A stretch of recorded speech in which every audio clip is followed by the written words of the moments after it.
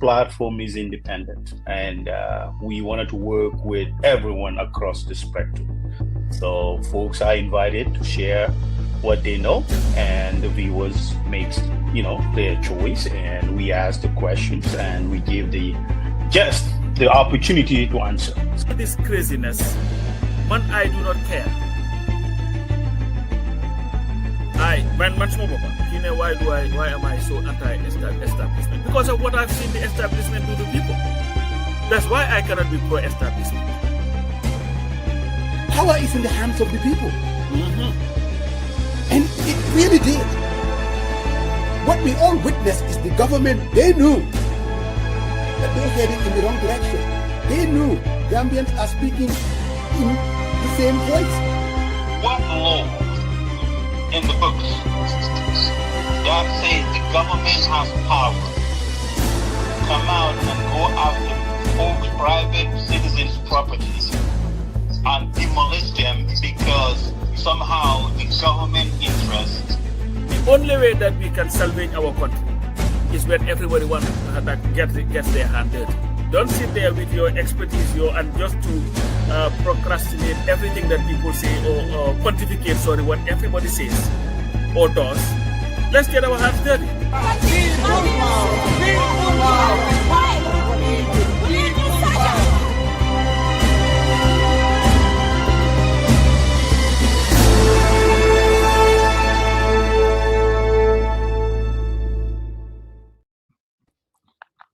Good afternoon, good afternoon. Another Sunday for the people, by the people. Independent platform. Yes, people can have divergent views. People can even be biased. But at the end of the day, this platform will remain to be independent and open to all views. Diversity is our strength. Brother Marong, how you doing, my brother? I'm doing good, man. Doing good, Father Mos. Yeah, because I woke up early and I have to sit on for the people by the people, and I have to have to have a lot of energy to keep up with Father Mos, Father Mos is on another level, Okay. Talking about energy. Yesterday I was on the road doing deliveries, man, Is that right? But today though, we have to go somber. It has to be somber. But it's young. No. Last week Sunday, all I got, it was intense. There was people were angry. Musajeng, you are angry. And to be candid though, what am I wrong? As I always told you, I don't like going back watching our shows. I don't do a very good job of that. So I try not to. And especially last Sunday, because I was also disappointed on me as well. You see, sometimes, things get out of hand in a way that I think I could have handled it much, much, much, much better. It wasn't, it was not really a plan. The whole plan was to have A&M Dabo, and for me was to avoid anything that can be seen or deemed to be controversial. That's why I even frame my questions to be very, very issue-oriented. And then, of course, Sekou came, and the idea was we were going to, kind of talk about Mr. Davos, because he was only here for an hour. I really wanted him to be here 2-3 hours, and then take a totally different dimension. And I want to, again, apologize to everybody that tuned in last Sunday, because some said that, you get feedback. Some say, oh, I like the way, the stand that you took. Some say, you were a little bit hot. And again, I definitely, that was never my intention. That's not who I am. I like divergent views. I like I do with Sariang. It gets intense sometimes, but it can never be personal. So I apologize to each and every one of you that tune in that thought that maybe, especially the part that was Sehu and I going back and forth, not listening and shouting. And that I would blame on me, because he is an invitee who comes to a platform, and I should give him all the latitude, really, ask the difficult questions and also keep cool. But I lost it because, I mean, again, I believe what SFL said was not true. And instead of dealing with that, I don't think I handle it very well. And again, I apologize to Sehu as well. He's an invitee, and I should have really allow him, in as much as I disagree, and I still disagree, give him the opportunity to speak and handle it with civility, and whatever misunderstanding that came out of it. Definitely, I would also take responsibility as well, because it's not about me. It can never be about me. It has to be about the program and what it represents for the past 10 years. So if at any point I make it about me, or anyone seen it to be about me, then all of us, the platform has failed in what we represent. But again, you know, I mean, nit mom nit larik. And in the heat of battle, as we get closer to the elections, because I'm committed to UMC, I believe that UMC is the answer. And then sometimes, I mean, I can get carried away. But when everything is said and done, we're all in this together. And it is what it is. But again, I would want Seku to come back so that we can regroup again and talk about this in a much more civil and just to demonstrate to Gambians, like, look, we are in it together, because Seku and I are in this together. We are actually, we're on the same side. And I'm not going to get into some other things. Seku knows that I respect him. He knows that I like him. He knows that. I mean, there's absolutely no doubt.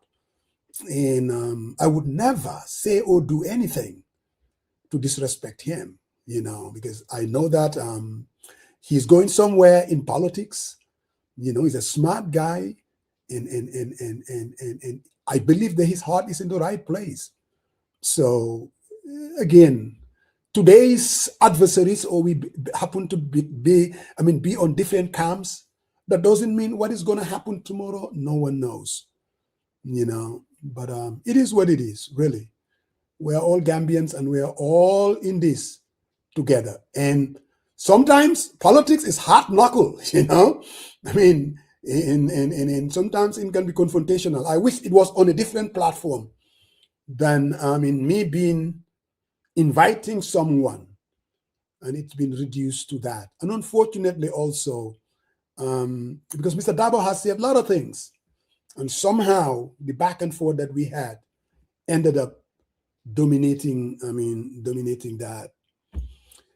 Anyway, moving on, Brother Marong. I thought I would at least say that, and then we can move on. What say you, Brother Marong? I didn't expect anything less. So you sum it very well. And, you know, people are associated with different political parties. And I think even though we might disagree, but that mutual respect and understanding must stay. No one hates one another here, right? So, and you sum it well, and I was not expecting anything less from you, Fadamo. So, so definitely, thank you for bringing it up and summing it very well. And I hope Seku is always a keen follower of this program, so hopefully he's watching. And I believe the angle that you took, you decompress and came back to realization that we need to elevate the conversation. It should not be about me and somebody else. It should be about what benefits the Gambians. So I think that is very, very honorable of you, you know. So thank you. But I must recognize the Jufre. I got hooked up, man, from Gambia. Sister Fatou Toure, she is the brand ambassador. She get me the Tedungal. She get made it up at the cancer. So, a really nice brand. And I like to patronize the young man, Musenjai. I mean, keep up the great work. May Allah put baraka in your endeavor. So, really great. Faramos, you have to get one of these, bro. No, I'm beginning to get jealous a little bit. Fatu, the man yo ya suma jabarta. And I see Sariang, and I haven't seen mine. I want to do. No, you have to make connection, and you have to talk to her through Wave for Okay. her to make this happen. Okay. That's how it works. Huh? Yeah, that's how it works. I just need to make that clarification. Definitely, I am definitely going to do that. Definitely going to do that. And then, of course, Sariang, I mean, the story of the coalition 2026, they're still back and forth. And we've heard from Esa on West Coast. Coffee time, yeah. Coffee time, he laid out his, and then of course we heard from Kemo, we heard from Nene on iAfrica. That is why sometimes I'm a strong believer that you have to hear from all sides, and then you will be in a better position to make a decision. Because I believe politicians are all politicians. We are all running for office because we are ambitious. We're all running for office because we want to win. And as voters and as supporters, the thing to do is don't get carried away. I mean, listen to what people are saying. I mean, I've listened to what's his name, lawyer Hassan Martin. I mean, things were leveled against him, and that he was bought. And when you listen to him, you hear a totally different story. Now, do I know who is lying and who is not? But the most important thing, though, Brother Marong, I think, as an opposition, somebody who wants change come December 6th, I don't like what I'm seeing. Honest to God, God is my witness. Because I don't think it's going to help the opposition. Do I understand that everyone who happens to form a political party or an aspirant, and you said, I want to run for the presidency, is because you want to win? I get that. But I also do know that we should all be mindful of trying to undermine each other in the process. Because again, we're running a very strong incumbent. And talking about the incumbent, before I continue, my homeboy, Boy Fatty in Seattle, they put together their fundraising. I mean, he was very much involved with the logistics and everything. And Boy Fatty, I want to take this opportunity to say congratulations. I think, you know how these things are, because I have been there. Sometimes putting these things together can be very, very difficult. And you're involved in it, and that was good, really. I haven't seen the entire program. I mean, this morning I was able to listen to Tuti Fall, and I thought she gave a nice speech, very short, but very, what I would call accommodating, and I have to give her that. But I want to listen to all these speeches, but either way, you are what I would call the stronghold of the United Democratic Party. So to go to Seattle and put together a fundraising can be very challenging. So congratulations to you, Fabu, and the team.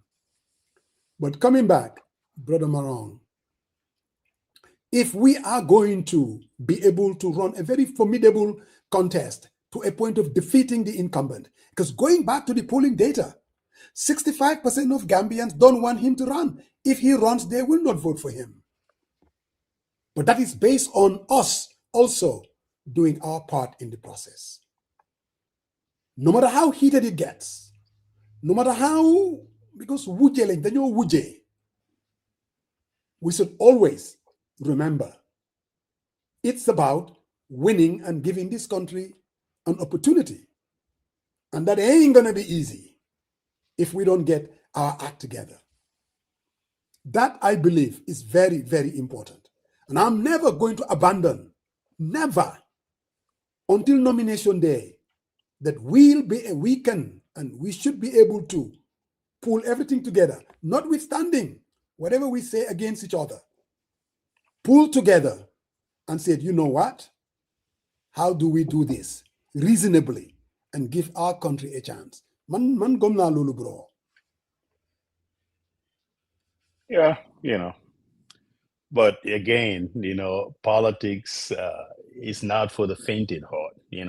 People will take positions, people will say stuff, but I really, when I listen to all sides, and including those who were in the middle of negotiation, um, I really think some utterances were very unnecessary, and definitely some of the claims are very questionable. But I think it kind of gives us an idea of who these folks are when they took that office, what they are vying off. It's not always about me. I want to get this. I want to get this. At some point, folks needs to compromise, right? So I think attacking each other, saying odd things against each other, words matter. If you utter your word, you can't take it back, right? Things that been said. I watch Esa, with all due respect to him, he went on coffee time. He said, stop.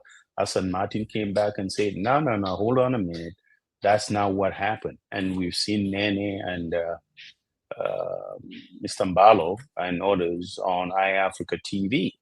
I think standing on grounds of principles and not compromising your integrity, I think is very, very important. But what it does also is it kind of open a lid of what has been going behind the scene. You cannot side with people if you are not if you are vying for or support a political party. When you go out there, you need to be an independent adjudicator, and I think by all means that it was on full display. And I think Mr. Mbalo was not an independent adjudicator going into that negotiation. Yeah. So the objection was not just by UMC, but I think, as they say, UDP party leader even object to it before the onset. So I mean, it brings questionable. But I think at the end of the day, we need to move beyond these petty talks. I mean, it doesn't benefit anyone.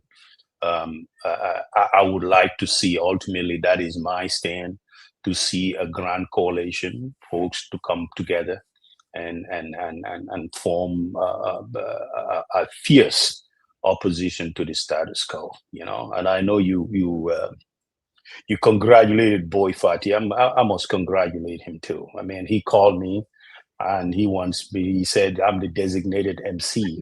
Yes, I might designated MC for UMC and UDP.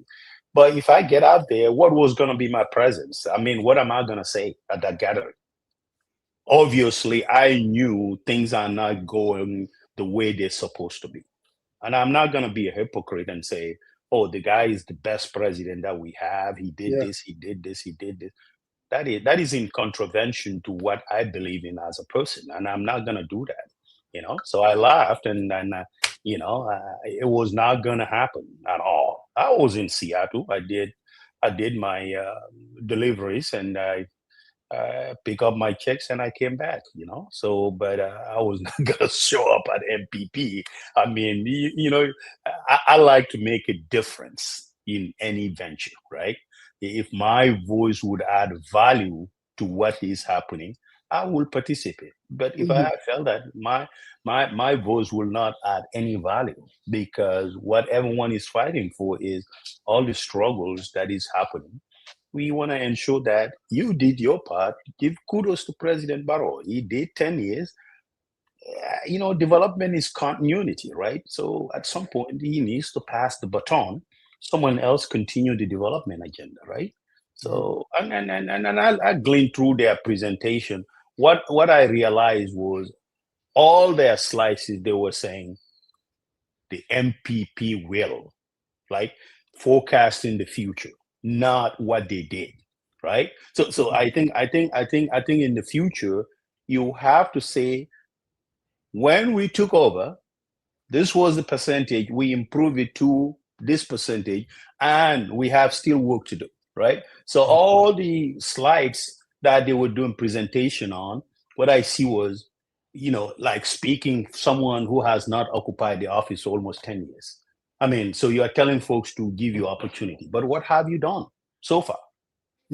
Electricity, yes, you put the polling, you put the transmission lines, you build substations, but has that made a difference? Has electricity supply been stable? And it's through rural and urban Gambia. Water supply, is folks, are their life better off 9 years ago than today? Those are questions, and I think opposition. Hopefully, someone was watching those slides last night, and the question that I had, I shook my head and I said, they're speaking like they are seeking an office, a mandate, when they were entrusted with a mandate for 9 years and coming to 10 years. So I think those distinctions needs to be very, very clear, and they need to convince, and there is a lot of convincing to do. Because even they didn't say, we did this, and this is my percentage. Today, Gambia has been electrified for about 95%. That makes the target goal of what the president's vision was since he came back from it. That was missing. I didn't see that, and I think folks needs to challenge these. What are we doing about it, right? People are complaining about electricity, and you are asking us what you haven't done 9.5 years. You want them to give you another mandate to continue that. Well, that question needs to go to the voters. People in the opposition needs to engage the voters. Are their lives better off 4 years than what they are in today? And that fundamental question needs to be an ongoing discussion. Brother Marong, before I add my take on, and like I said earlier, I did not really work the entire program or the presentation to be in a position of even, talking to it or reacting to it. There's someone who said on the commentary, and we need this commentary sometimes, because when we come on this platform, we don't have a whole lot to talk about. So from your commentaries, that will help us talk about the things that you guys are interested in. The guy said that my position has always been the third force, and that it's only lately that I'm talking about a comprehensive coalition. You're right to some extent, but that's not completely true. I have always said that a comprehensive coalition, all the parties coming together, is the surest way, again, the surest way of defeating President Barrow. I have said that. And I am willing to do that, to see that happening. Behind the scenes, I talk with people trying to see how that can be facilitated. See, man, what you see is what you get. Because I know Gambian politics, like Sarian, and I'm sure like a lot of you that are watching. I don't get into this propaganda and just say things. No, I don't do that. I believe finding a way to have one candidate supported by all the coalition partners, put up a rectification program that can be transitional, to me, is the best thing that can happen to this country, irrespective of who leads it, including His Excellency A.N.M. Dabo. I have never shied away from saying that. So, I'm going to soy wax yefam, even sula yefam nehut sa. Be at least truthful, not linger fork yo, or what you deduce from what he's saying. Whether can this person be trusted? No. Listen to what I said and judge me for what I say. Not lima wax tey ëllëg ma ceeñaa de. No, don't listen to people like that.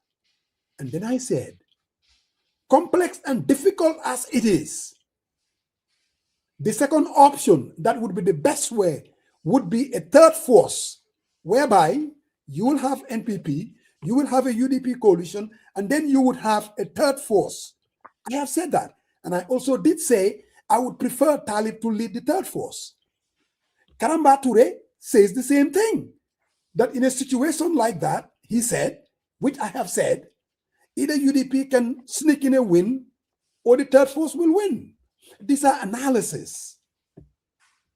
So all I'm saying is, my brother, quote me for exactly what I say. Man, I have been in this business of coalition building for a long time. I know the difficulty and the complexity. I know the egos. I know the trust factor. And we all experienced what happened in 2016. I have said that. And if we can find a way, and if I have the magic wand and do something for that to happen, I will do it. But I'm a nobody. All I am is a voice and a platform that I have, that I will come out like any citizen to use that influence. And all I'm saying is, if we can find a way, look, I have seen Coalition 2026, the ones that Talib is leading. Am I going to sit here and tell you that that is the ideal coalition that can defeat President Barrow, the incumbent? I'm not stupid. Seriously. And I told you, I have seen the UDP, the ones that went to Jama Hall. I know what I know. Is that the ideal coalition that can actually defeat President Barrow? I am not stupid, my friends. Because there is going to be December 6th. At that point, Rechurek Moy Am. So before we get to December 6th, let's look at possibilities. Difficult as it may be, and I know people are hurt. I know. Words, like Sariang said, the moment you say something, it hurts. I get that. The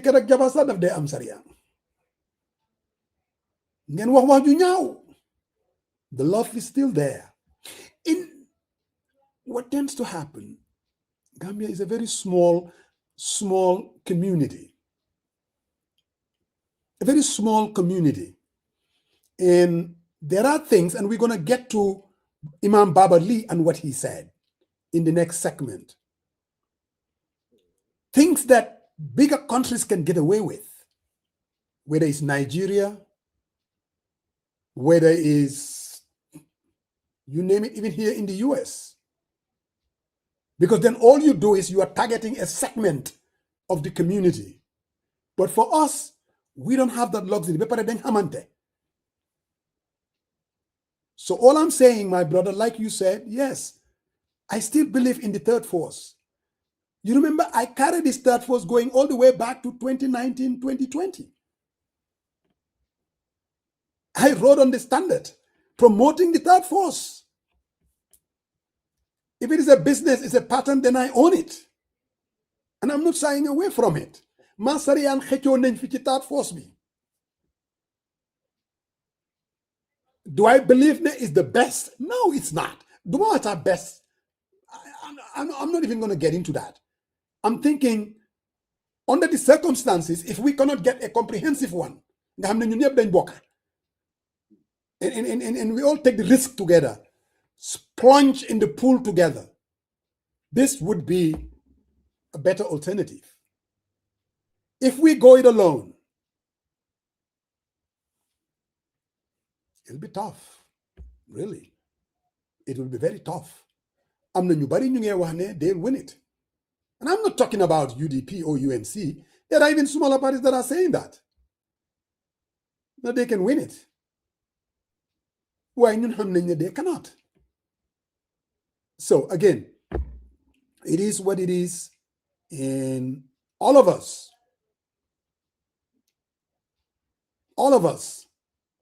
should not shut the door completely. Let's use this rather than this.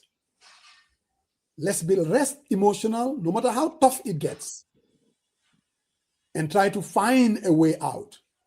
Do I believe it's possible? There is always an October surprise.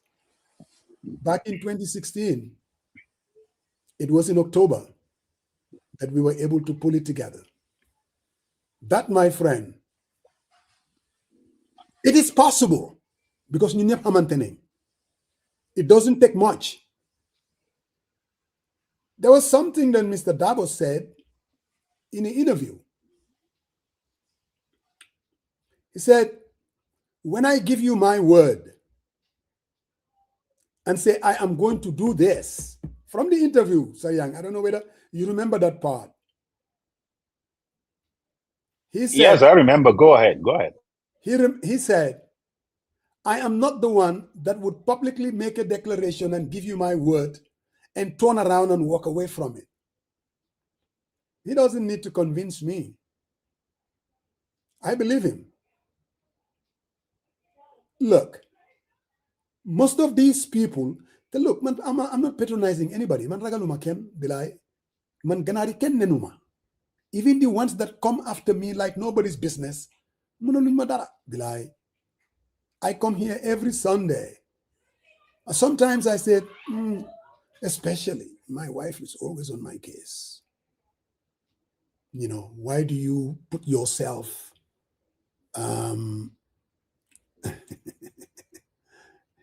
no one is thinking. Where do you put yourself? My brother Lamin Kona is a friend here in Atlanta. We're always going back and forward. He's a very opinionated guy like me, but we're all Atlanta residents, and we work together. So whenever I see his comments, it makes me giggle. But bottom line is this: you don't have to believe me. All I'm saying is this: I hope there are people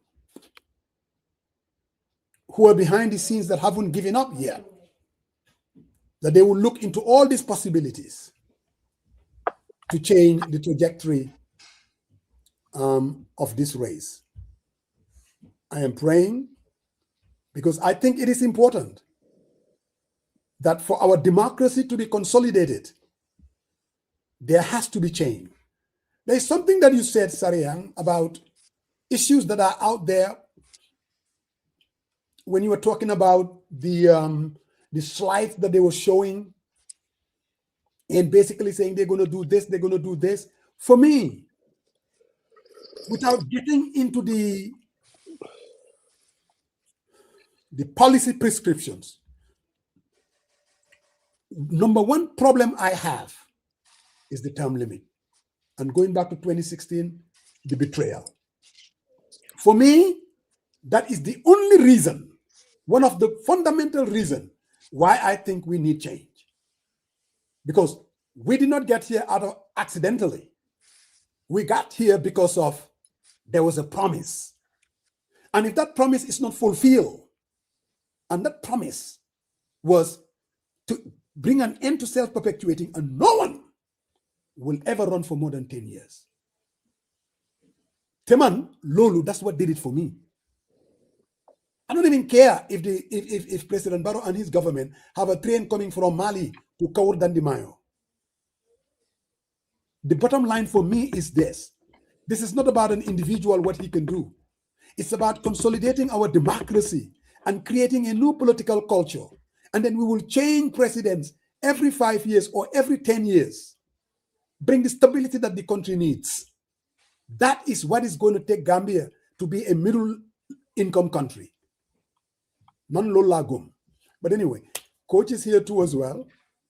And we will again, like I said, there will be a segue when we're going to discuss the very things Imam Babali's utterance that I believe undermine. No, Musa. Before you go down to that part, let me add what you just said. I don't know, Coach. Do you want to add something before I go into this coalition stuff?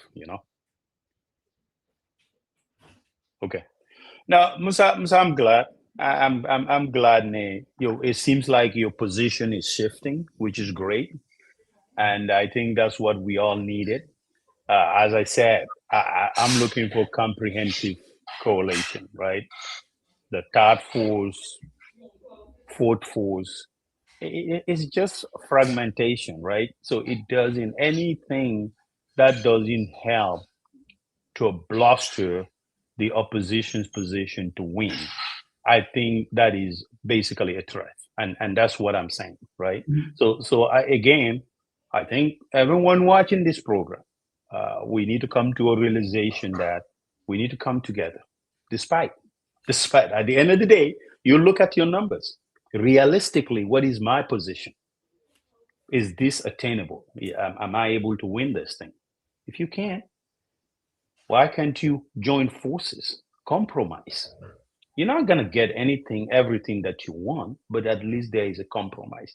I think if I listen to everything, whether it's Unite or UDP, majority of folks from that form Unite, they're from UDP. There is no reason, despite that, they could not come together. Because here, the main factor here is not to continue. Are we going to say, you know what, we're gonna part different ways just to hand another 5 years to the current status quo? If that is your position, if that's your position, maybe you need to restart thinking, why did you form your own political party or a movement in the first place? But if your number one objective was that you are not happy with the current status quo, you went in and formed your movement or your political party, then I think it would be reasonable enough, when you look at all options, put all options to a table and reach out and say, hey, let's compromise. This is what we could do. This is what our position is. Filter it out. I mean, that's why sometimes when I see people going after each other personally, it's not necessary, because I think at the end of the day, we need each other. We need each other to sit on the table and compromise. And this is just not gonna be easy, right? Things have been said. They're out of anger, out of frustration. But I think what is important is for us to all tap down and take the middle road. I think it's important and it's doable. It's definitely doable. So again, it's not one person's desire or one person's goal. You look at the greater good of our country, and that will require sacrifices. It's not going to be easy, but I think it's durable, and I'm glad. We're talking about a grand coalition here. I mean, I listened to you very carefully. So, I mean, these third force, I was not advocating, and I think I stood here and I said it many times. And but where things are right now, we're in August, September, and hopefully, people will come to the realization that, hey, you know what? Maybe we need to. You have to cut deals. That's just the nature of politics. That you have to. Yes, you have to cut deals to attain your goal. So this is not something that's not attainable. There's studies, there's empirical evidence that support those things. So I think we should work together and bring common sense to the table, right? And the reason I brought those slides and all that stuff, because I think there is an opportunity there. Right. Looking at that and understanding the dynamism of politics, I think yes, I think there's opportunity there for folks to seize on and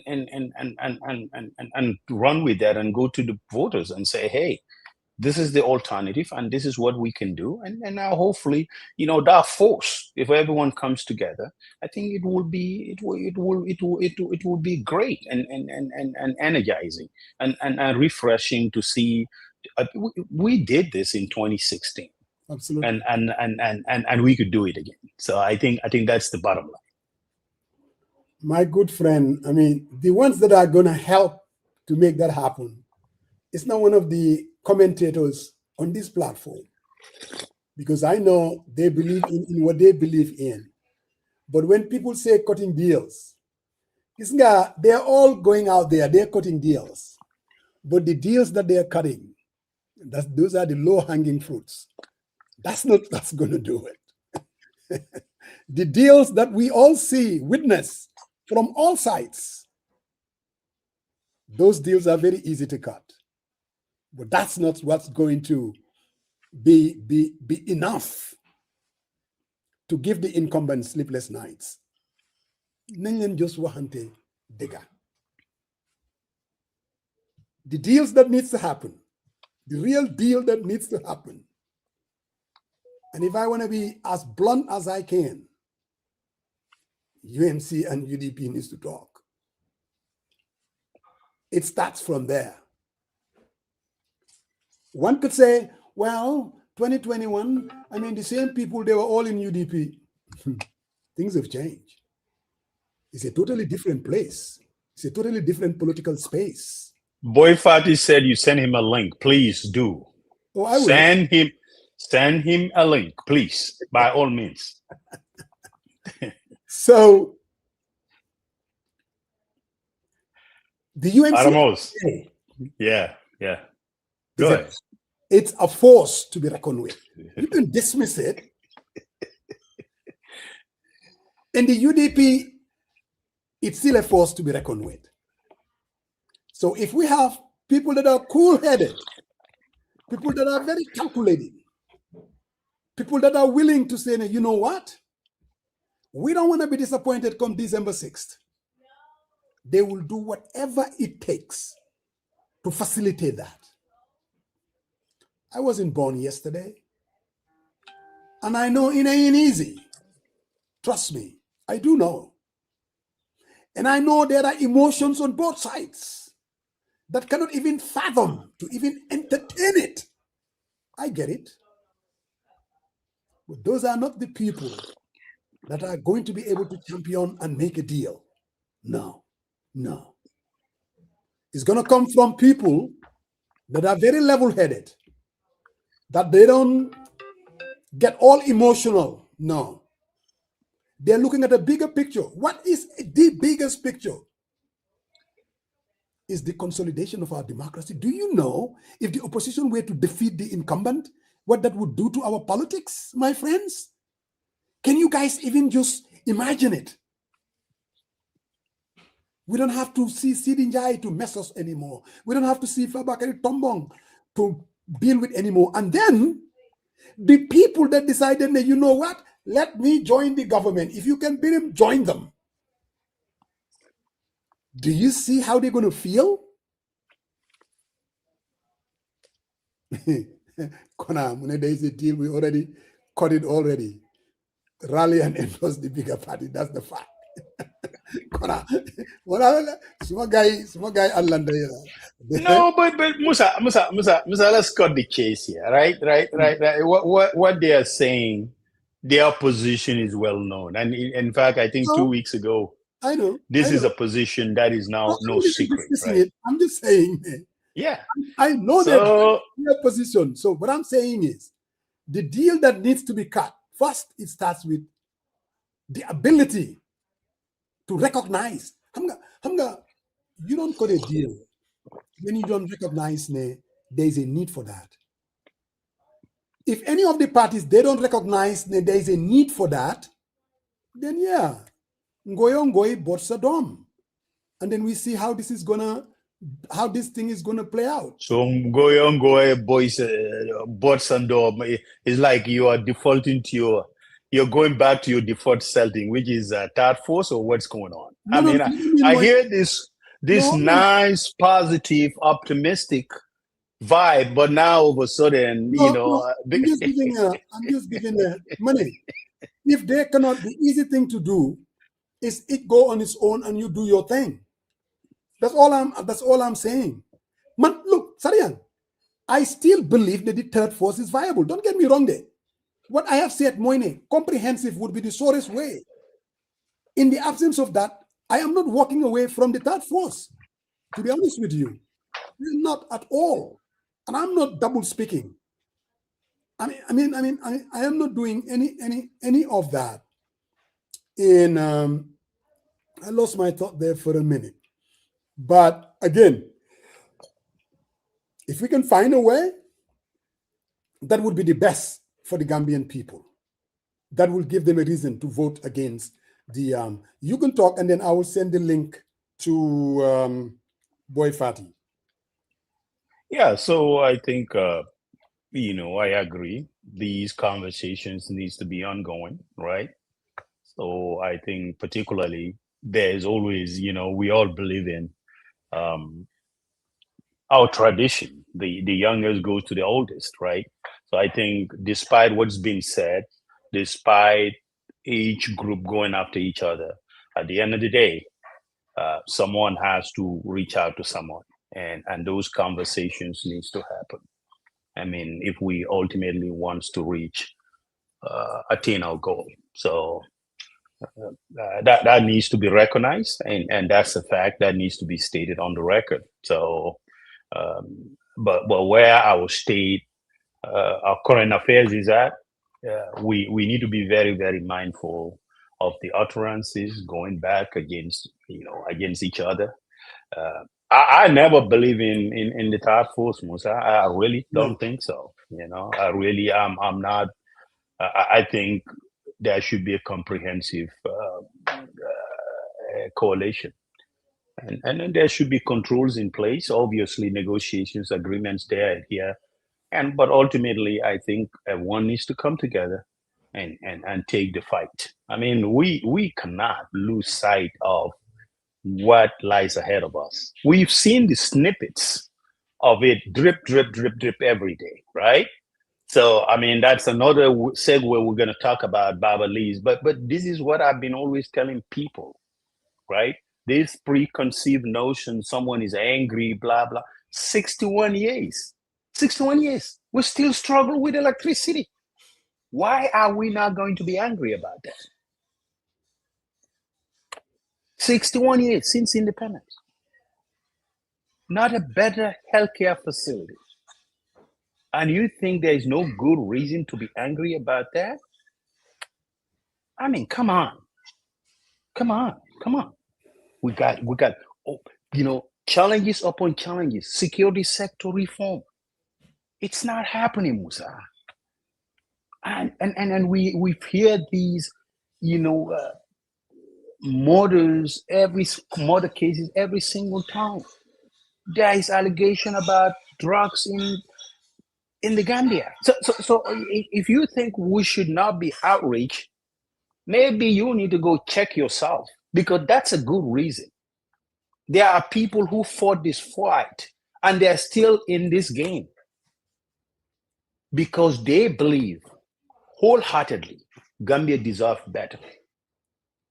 Despite their economic circumstances, their financial circumstances, they never look back.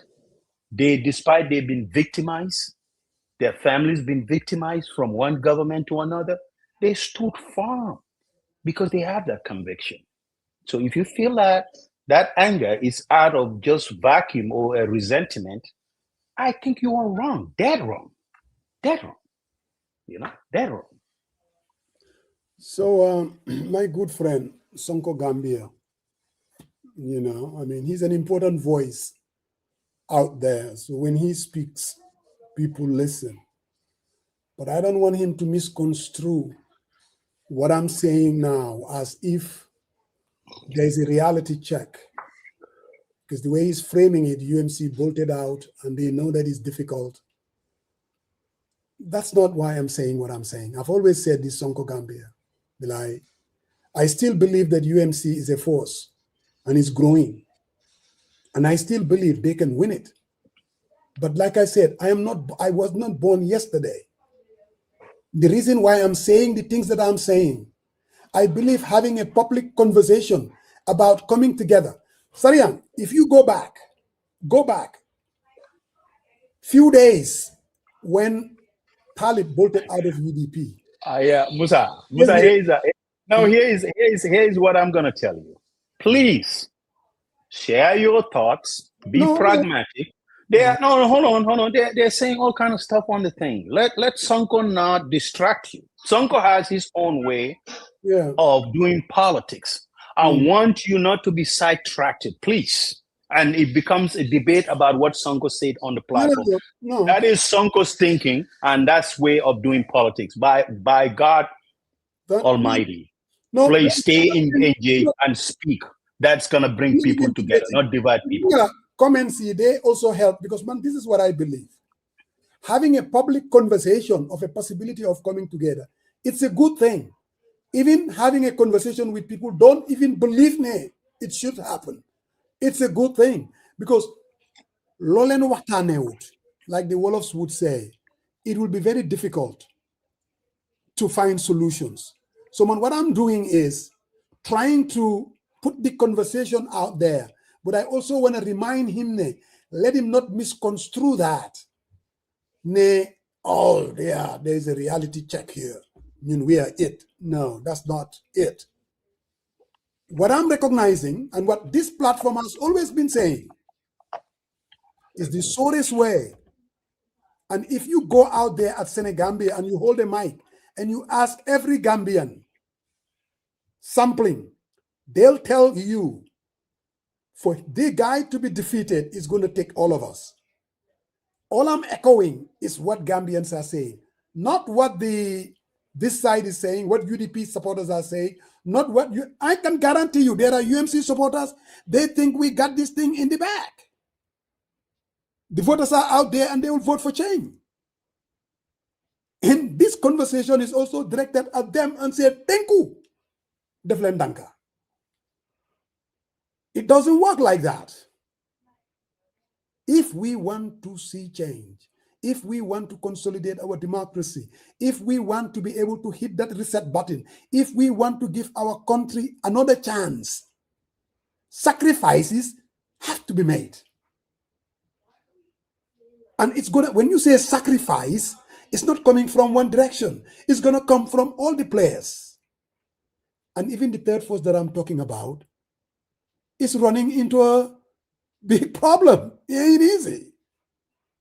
The very problem that we are running into the comprehensive, that same problem, the third force is running into that too. So third force, work correct, yombanade. Make it a reality is a whole different ball game. I mean, we've seen what happened to ESA and Sobea, APP, and UMC. And I don't see how you can have a third force, an effective third force, without those players. So, dafa yomba. So again, all I'm saying is, level-headed people should keep trying and see. Yeah, I don't know all about level-headed. If you do that, you're bringing a distinction. Those who had a different position are not level-headed, and I think the semantics here. We just need to strike a good common ground, and to the militants, Sonko, Gambia, okay. If you really feel that Baba should be president, that is dear to your heart and your passion, I think sometimes this exuberance and a lot of energy going after people doesn't help. At the end of the day, you want those people on Baba's side, right? So I guess that's what my advice to him is. He's our okay.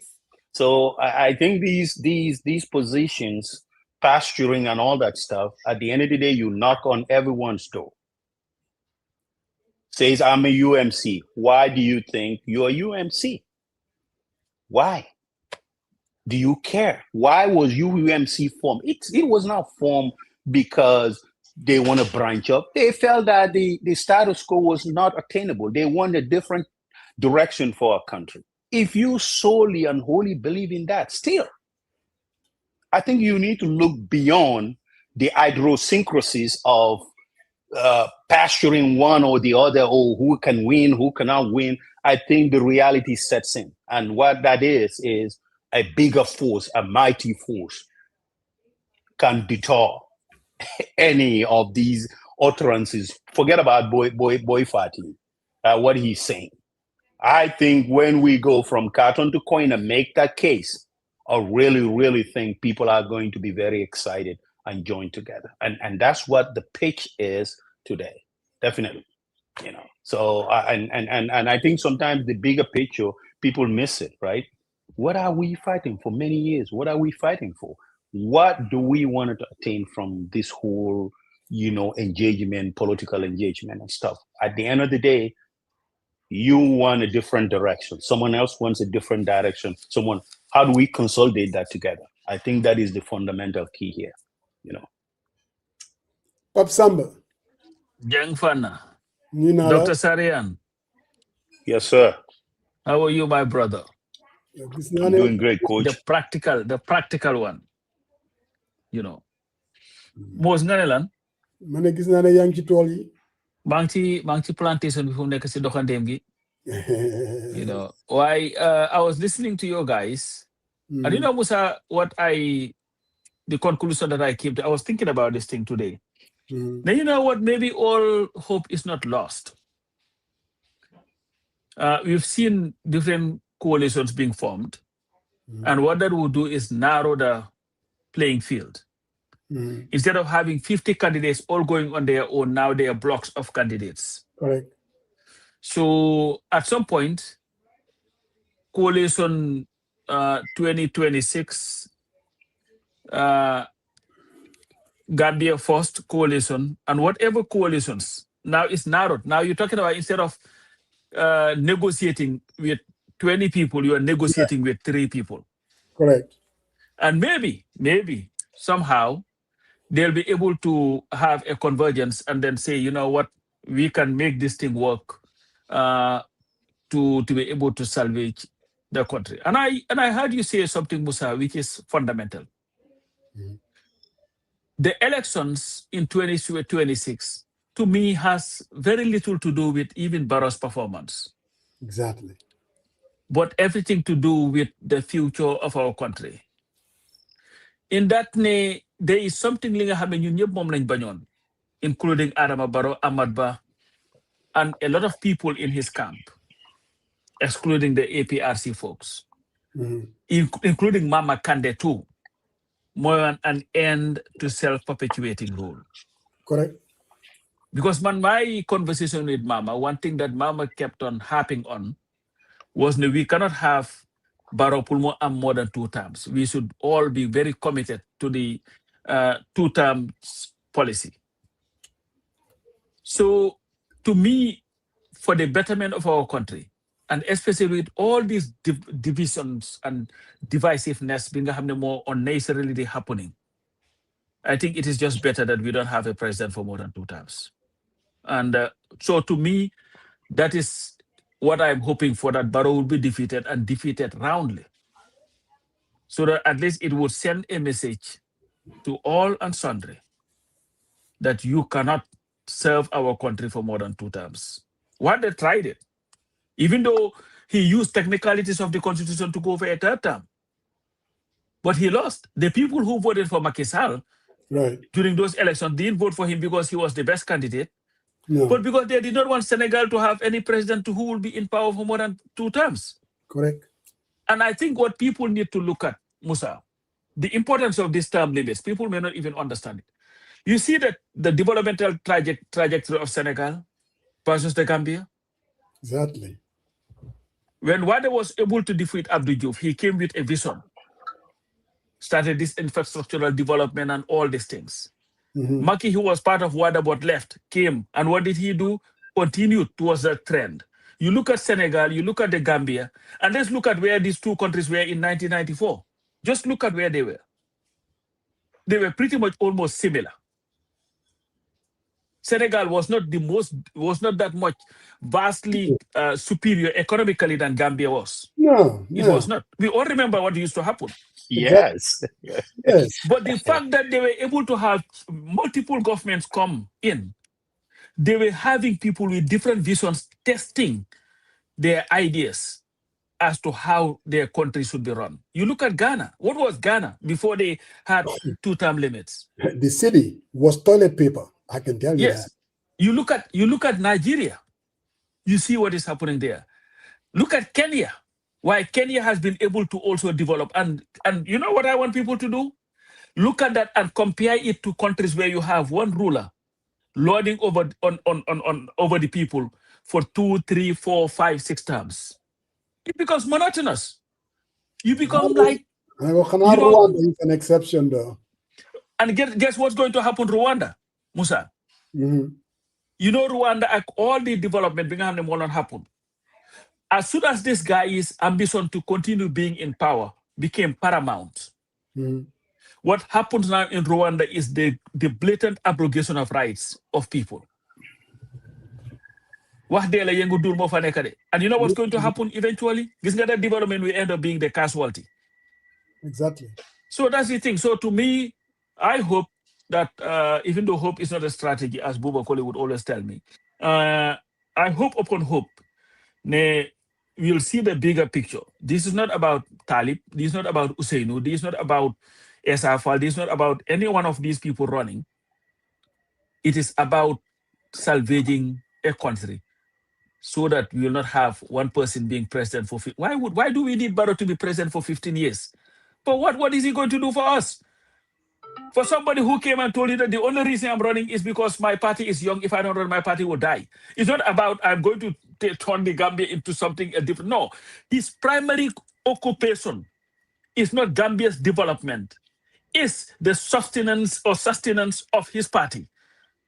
That's just what it is. Survival of NPP to Adama Barrow trumps anything else. But you know what? Definitely. No, I mean, you're right on the money, Bilal, because for us, it's just an opportunity to change the political culture. Nobody would doubt, even if you don't trust the other leader to lead. Man, I know anyone who leads and then we defeat Barrow, on day one, I think we will have a new constitution. I'm absolutely certain of that. Yeah. And then, I mean, it doesn't matter who leads. Sunyune, I think they will have a new constitution. Again, we will be able to hit that reset button. Now, do I believe Sunyune Fini, the economic development and everything, everybody, poverty will be handled and all of that? Those things tend to take time. Understand? But there are what I would call the foundation, the pillars of our democracy. The judiciary will be much more solidified. We do have independent judiciary, yes, but this way it will be solidified. We will change the culture of our politics. We will have a brand new laws. I mean, the Public Order Act will be gone. There are things that we can easily make those changes. And yes, we would have new players also at the helm. And I think we are going to, can you imagine if we were to defeat President Barrow, the National Assembly elections? La ilaha illallah. It will be the most competitive. It will not be somebody just handpicked by Barrow.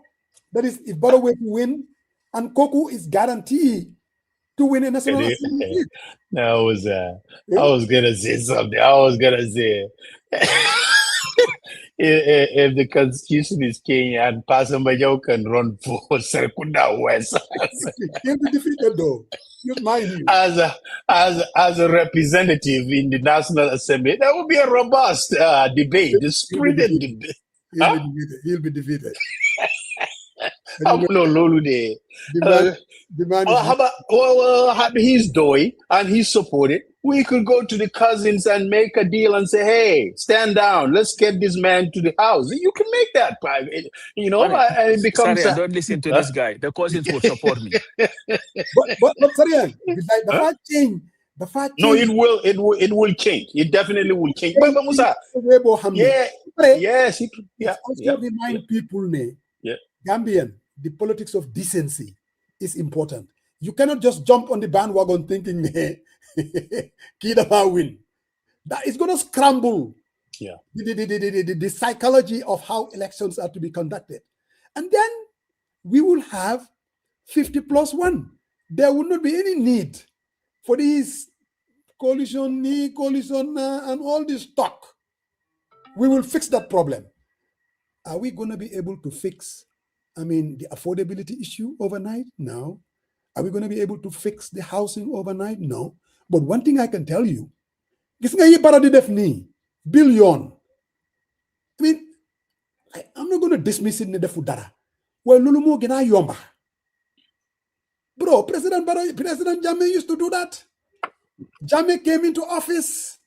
Gis nga this slide that you were talking about, the presentation that was made in Seattle? We had a meeting here in Atlanta in 2000 and Pasamba. Was it 2 or 3? And the APRC folks, they were there. This was when we invited Wajwara. Wajwara was there. Dr. Sen was there. And then there was this APRC Atlanta chairperson. And then they came with their slides.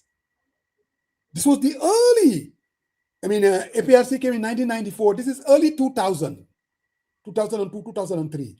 Their slides were showing us the arch. This is where the country is going. The slides they were showing us, the high schools that he already started, from Kaur High School, SL, you name it. They were showing us slide of the TV. Again, bring any dictator tomorrow. The person can quadruple what President Barrow is doing in terms of building roads. And that this is not to kind of oh, he's making a difference. He's building roads. Yes, definitely. We are at a better place now than we were before. Absolutely. But the reality is this. Those are the easiest things to do. Beginner difficult, more the consolidation of our democracy, changing the political culture, changing the laws. And I think we'll be able to say, whoever is president, that person will be able to build upon what Barrow has started. You know what I mean? If Barrow did this highway in, what do they call it, in Gen Sanya? Musa, as I said, with all due respect to President Barrow, even if he made the road from Khartoum to Quena, right, silver and gold, put it right on the side, build this massive infrastructure. Development is a continuity process. Correct. And he needs, as you guys all say, our visions are different, right? The way, the attitude, how to spend taxpayers' dollars, cost savings in other areas, hold government officials accountable, transparency, and all that stuff. Maybe rate him. Give us a rating on how he's doing on that part. Yeah. Someone, a president can come in, like how Hussein said it on here. Oh, my office, my impress, when they pay me, I don't want to put it in my pocket. I said, no, I'm going to use my own. I use my own vehicle. Musa, we kind of overlook these things. Like right now, SUVs, when OIC was going on, how many SUVs did Gambia goes into to have a partnership? How many? A lot. 100 and something, I think. Okay, so there's fuel consumption, there is maintenance, and you see these fancy ones like 6, 7 around the president's entourage. And the finance minister came on this platform saying that the local government funds that they collected, majority of that in the parliament. And he says it was paid towards that debt. Why? When people are suffering every single, another president's vision, he might have a departure. He might say 3 vehicles around my entourage is enough. I'm not gonna go into debt and get Gambians on the hook for this much money for the foreseen future. And I think that is a difference of vision and practical leadership. And that's what we're talking about. And if you talk about Senegal, you got Senghor, Abdou Diouf, Abdoulaye Wade, Macky Sall, and now you got Diomaye. Yeah. You got Diomaye. And these whole, when they do their best. At the end of the day, 10 years is enough. Don't prolong. Don't prolong. That's what we are saying. I can't tell it. Yeah, Hussein's vision of running the government is totally different from what we have today. And another person comes in, it's different. We've seen people who comes in and took over, non-governmental organization like Social Security. They were in debt. They look into the practical approach. What are some of the dealings that they did? They were able to cut and adjust and make positive, numbers plus from the negative. So I think these are things that when we get into this conversation saying, oh, he's building this, thank you, Mr. President, you did well, but pass the baton. Let somebody else pick up from where you at. You got a good retirement home in Mankamankunda. What is the big deal? Go enjoy with your family. Let somebody else pass, continue where you left off. But it's not somebody, there is a troubling pattern here. And if you look at the composition of folks that are close to the presidency, their thinking is continuity, right, of the status quo, because they are in good positions and definitely they are enjoying the privilege and the package that comes with that position at the detriment of the masses. And I think that thinking needs to shift, right? How do they say it in all of? Aduna potindala, right? That's what they say. Wow, Well, so Lola, father. Bro, I think we're all echoing the same sentiment. I think another person at the helm, another party at the helm, most of the things that you narrated out. When Taliban Suda came to Atlanta, every question that was asked to him what he would do, he came with a totally different, strategy. Especially when it comes to these vehicles. From day one, electric vehicles, this gas guzzling will be gone. Do you know how is that going to impact the value of the dollar? You see, again, you have to have, a new person. I was going to say something and people will be all bent out of shape. A new leader who's going to come with a totally different perspective. And that is why, if we all look, if there is a possibility that any of the parties can defeat him, then that's good. Because that also will reduce whatever, I love your wall of proverbs, whatever. That's Sukai Bojang. She's the chairperson of UMC UK. You guys are doing a fantastic job, Sukai. I've been following Addis Sukai for a very long time. I think she used to write on Gambia L and Gambia Post too, He is the same Sukai there. Oh yeah? I think so. I really think so. No, I think this one is a younger one there, I think. Oh, this one is a younger one? She looks young to me. Oh, okay. So, but you never know. But we're all echoing the same sentiment. And then change. If we change, then we can roll the dice. Now, it would have been ideal if they could come together and at least agreed upon some of the things that are going to be done by all the parties. That will be the reset button. Then we will be able to implement it. And then we say, nay, after 5 years, and then we will have a level playing field. Hussein said he's only going to run for 5 years. That's what he said. He's going to step aside. Let them put some other things close in there, that even if he were to step aside, he wouldn't even be supporting the UDP candidate. He could be the oversee. There are just things that they can say and do that will massage the whole thing. And then we go together. Now, so if each party wants to show the other one, let's go at it. I can tell you one thing. Ultimately, the Gambian people are going to decide. Yeah, do bilahi danga fongne jeli umala. A lot of people do appreciate the roads. No doubt about that. The electricity, they do. So, and that is why I think it would not be very smart for anyone to belittle those things. Keba Sise. Keba, I got you. Bilahi, I got you. I always see you on Facebook, and that is your position. I can take it to the bank, but I've also heard from other people saying the election, they'll take it to the bank. Is the same Keba Sise who went on Facebook and tagged all the media houses about supporting another party. You know, he said this platform, Coach Pasamba is the only one that is independent. I don't think so. Pasamba is PDOIS, you know. So I don't know where the afternoon thing, but I think here is the pre-position that you hold, I think is wrong. It's flawed. I mean, the votes are not casted until we go to the ballot box. We need to accommodate and be positive and be open to everyone. As I said, my position, if someone form a political party or movement, obviously that individual preconceived notion is he doesn't like the direction of the country.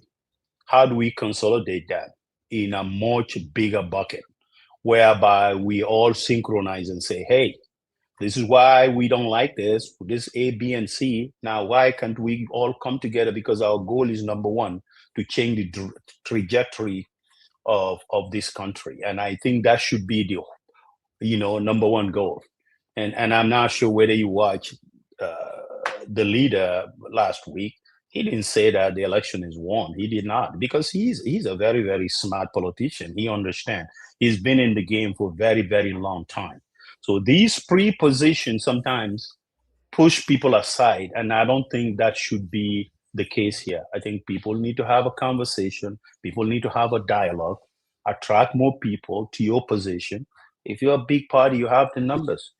Make that argument.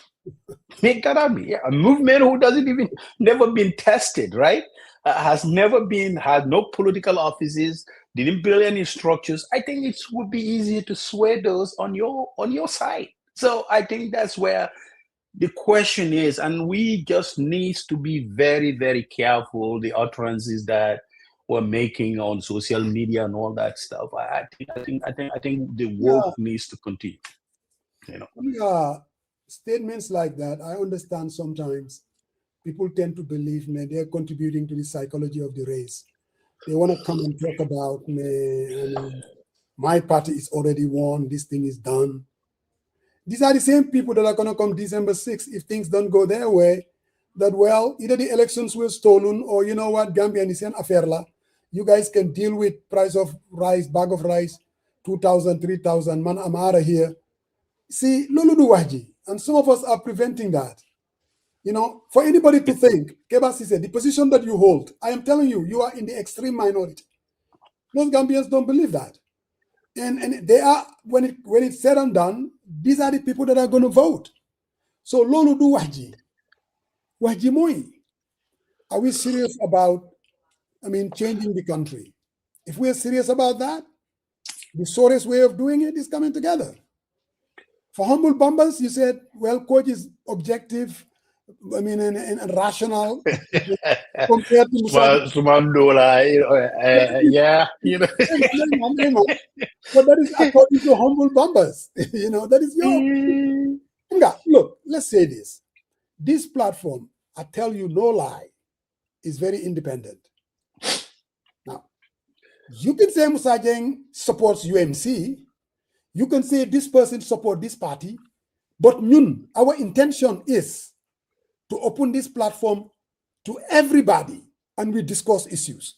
Now, every now and then, obviously, I've changed my politics because I'm tired of not getting my hands dirty and get the man that I believe in elected. And the only way that I can do it is through this platform. But it doesn't mean, let me tell you this. If I got an inkling that Unite was out there buying people to win during the coalition talks, I'm out of there. Because I'm like, you know what? Zainab. Say more. Zainab. Ebena doko kolendi kanne. Bi mam me fengo fe moy kan jang. Ifo nyanda lonal because you be political konol. But sa ni na kenni mama ni wonyama. Doko be kole alalde. Abulanda du diamo. Kori meduna badi mbune, please. No. Then This is my sister. My mom, we have a political banter. One thing she's right about, I don't support the United Democratic Party. No, I really don't. I do not support the party. No, I don't. And I have my reasons. I have tremendous amount of respect for Alhaji Ousainou Darboe. I don't mind to have a coalition that he leads if that would remove Barrow. I don't have a problem with that. But if I walk into a polling booth and I see Barrow, A&M Darboe, and Talib Ahmed Bensouda, I'll vote for Talib Ahmed Bensouda because I believe he's the most qualified to run that country. But that's just my opinion. That doesn't mean I have a problem with UDP. No, I just don't support them. And I'm not in the minority. I'm in the majority. Majority of Gambians don't support the party. If that was the case, you guys would have already been in #1 Marina Parade. So for me, it's not about. I think that is the wrong litmus test for anyone, and maybe because I'm always out there publicly. That's why my wife said I should get out of this, not to have an opinion publicly and be just like everybody else. You know, she always come back to me with that. Zainab, I agree with you. But I don't come here and say Zainab Ganim, she has a problem with UMC. I'm not going to say that. I know you don't support UMC. And I think that's where all of us should be. All of us should have choices based on the way we see these leaders and these parties. And we can't always can be apolitical. You're siding with Unite. Yes, I'm siding with Unite, no doubt. But Maurice, when the analysis, it all comes down to now there are Unite supporters to me that are way out there. Really, I mean, they're way out of there. I'm not there anywhere close to them. And I always tell them to bring them back to planet Earth, And maybe because I'm older, maybe because I have more experience, maybe I understand the reality of Gambian politics. But again, we're going to have disagreements. Gambia will never be at a place where all of us will see eye to eye on positions. Ever score more votes than someone you call unwinnable. Bombas.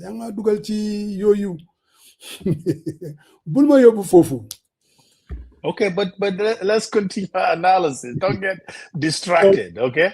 So all of us are going to support different parties. But at this juncture, the opposition, even though we all have, it is becoming quite clear that it wouldn't be a bad idea to see whether we can find a common ground. If we cannot, then let at least direct our thing against, the incumbent. But sometimes we do forget. I would love to see the United Party join the Grand Coalition, despite whose position is. I think they need to come together, form an agreement, which is clearly and compromise, Musa. Absolutely. Yeah. I mean, if someone says this is gonna be my last rodeo, and by all indication, that's a fact. It's not assumption at all, right? Whether you like him or not, the age is taking toll, right? So come together, floss together, things that are ambiguous, and come to an agreement. Because I think at the end of the day, as I said, we've seen the snippets and snippets and snippets and snippets of what lies ahead, right? So I think in order to deter that and stop that, I mean, he's a peaceful guy. He's this, he's that. Good. He did 10 years. That's enough. And I cannot overemphasize this. It's enough. The trajectory and the direction of the country requires sustained leadership, right?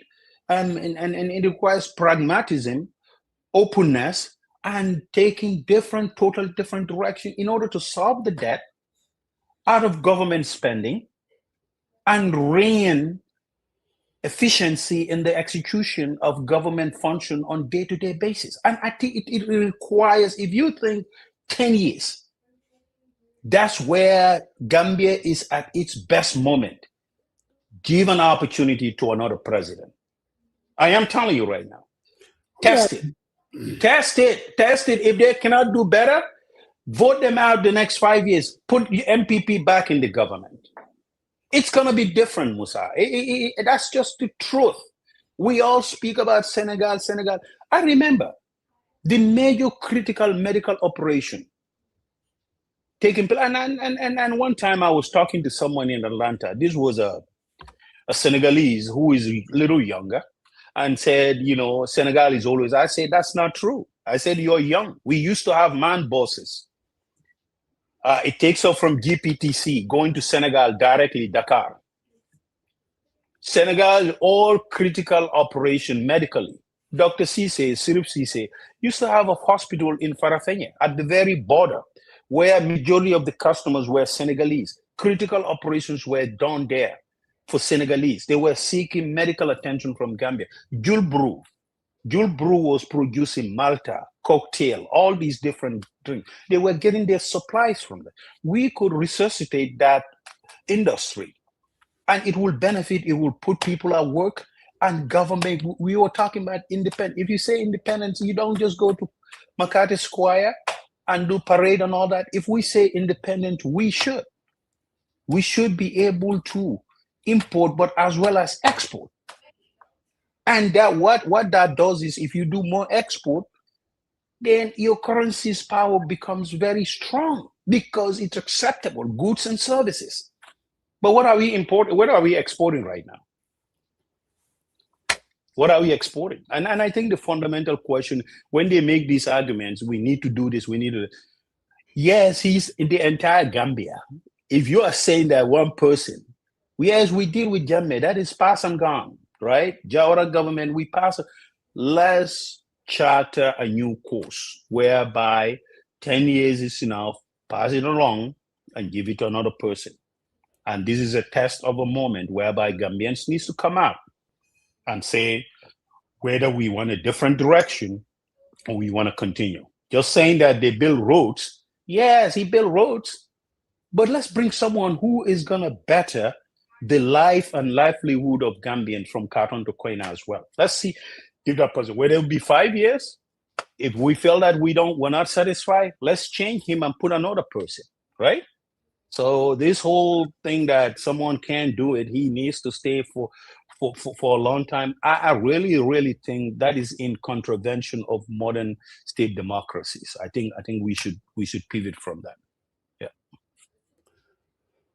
Well, again, some want to raise issues and questions that I think will not in any way help, any possibility of rapprochement, finding common ground. If you want to delve into the politics of winnable candidate and non-winnable candidate, I don't think that's a really futile exercise, or everybody should come and support a party-led, come on the winning team.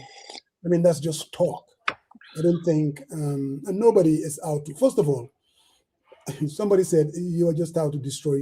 I don't even have what it takes to destroy UDP. Even if that's why I'm doing it, is a futile exercise because I'm nobody. I cannot even do that. So that has never in my life be, something that I would even want to attempt to do. That is not true, really. I think we just happen to see things differently and support different candidates. And to Lamin, my guy, again, I still believe that Talib Bensouda is just look at what the man has done within 6-7 months. Just look at it, where Unite is. I don't think, if there is no coalition, you're looking at a 3-man race. I can guarantee you that. That I know. Who's going to top it? I don't know. But one thing I know, a 3-man race, Unite and Talib Bensouda is right there. So I'm not there.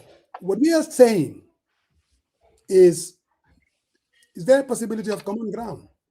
It's difficult. And Keba, you can throw all the slogans you want. It's not going I think he calls him my dad. to. I think his number two man calls him my dad. I really don't think nothing is impossible when mutual respect and the love for country take center stage. I think these three people can craft an agreement. I really think, irrespective of who said what, I think the love is there, and I think that's what we need to push. I really think so. All these back and forth calling names, and I'm gonna call certain people on the platform today. Omar Bun, number one. What's the other team? Suleiman Cham, Kitabu, Sonko Gambia. Let's reset a button right now. Let's take a middle road. Let's see how this conversation is gonna lead us, right? So obviously, I think if I call someone my dad, and we've been together, and that person on the record has been very supportive, and I think at the end of the day, you know, didn't look at Keba Welling, ye diamu, kule fo, minyanta tama la Keba, tinin dino temo tama, I bang, we move forward. I think that should be. Now he's a commentator, Bazamba Jau. Go 4 to 3 man race. I mean, Barrow will win. Is boy Fatih coming or what, Musa? I mean, huh? All I can do, you know, all I do is send link. I would love to hear his take and his argument why we need to stay the course. I really am very interested. Dapat by the program Biraj. Mukolma, he's my boy. We do talk. When I've not called Dimare Agwajubari. Last week, actually, he was supposed to come, but you know how the show ended. Soma Fate. Yes, I'm coming. so Musa, I think before Boy Fatih comes in,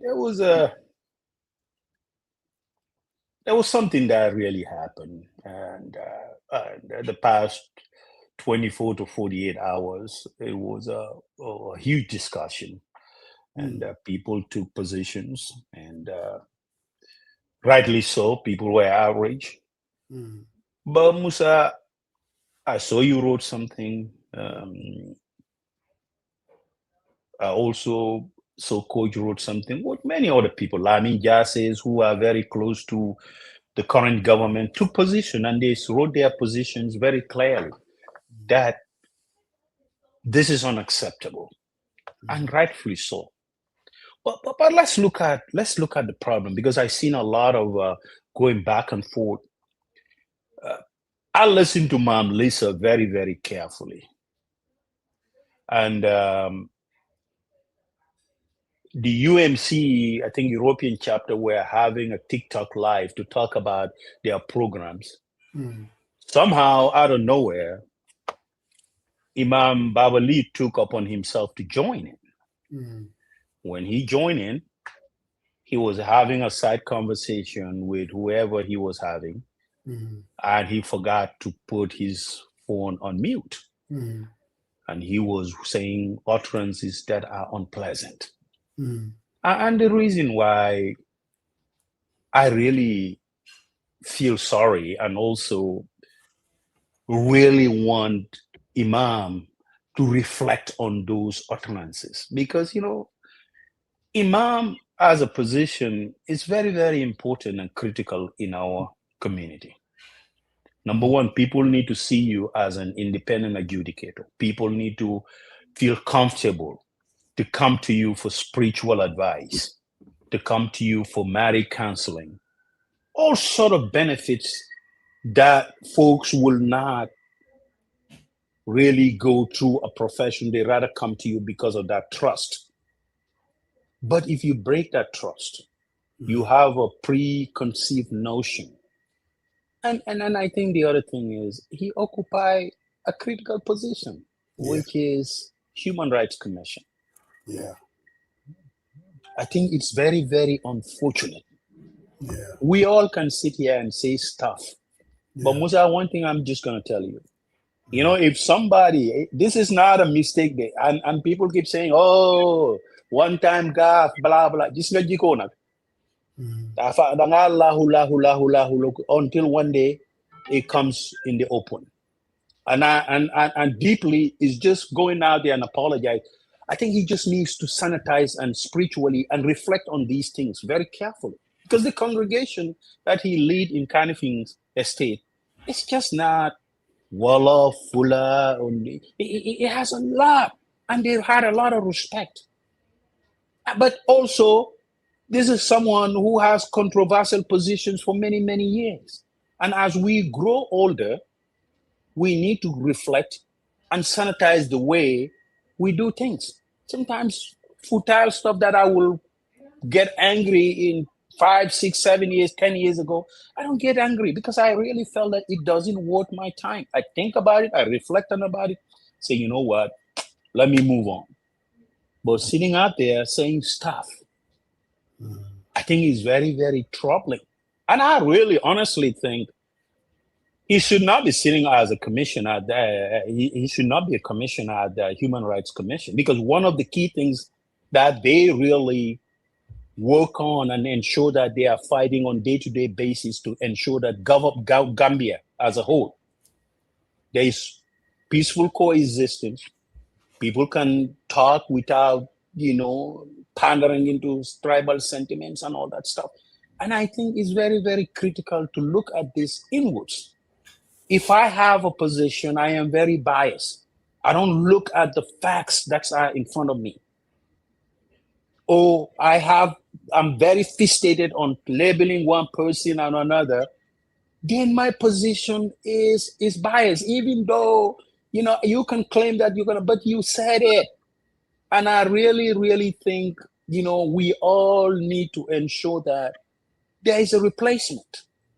He needs to go through self-reflection and spiritually think about these positions. You can say anything. Musa, I can come here and say stuff, but at the end of the day, is that helping with the conversation?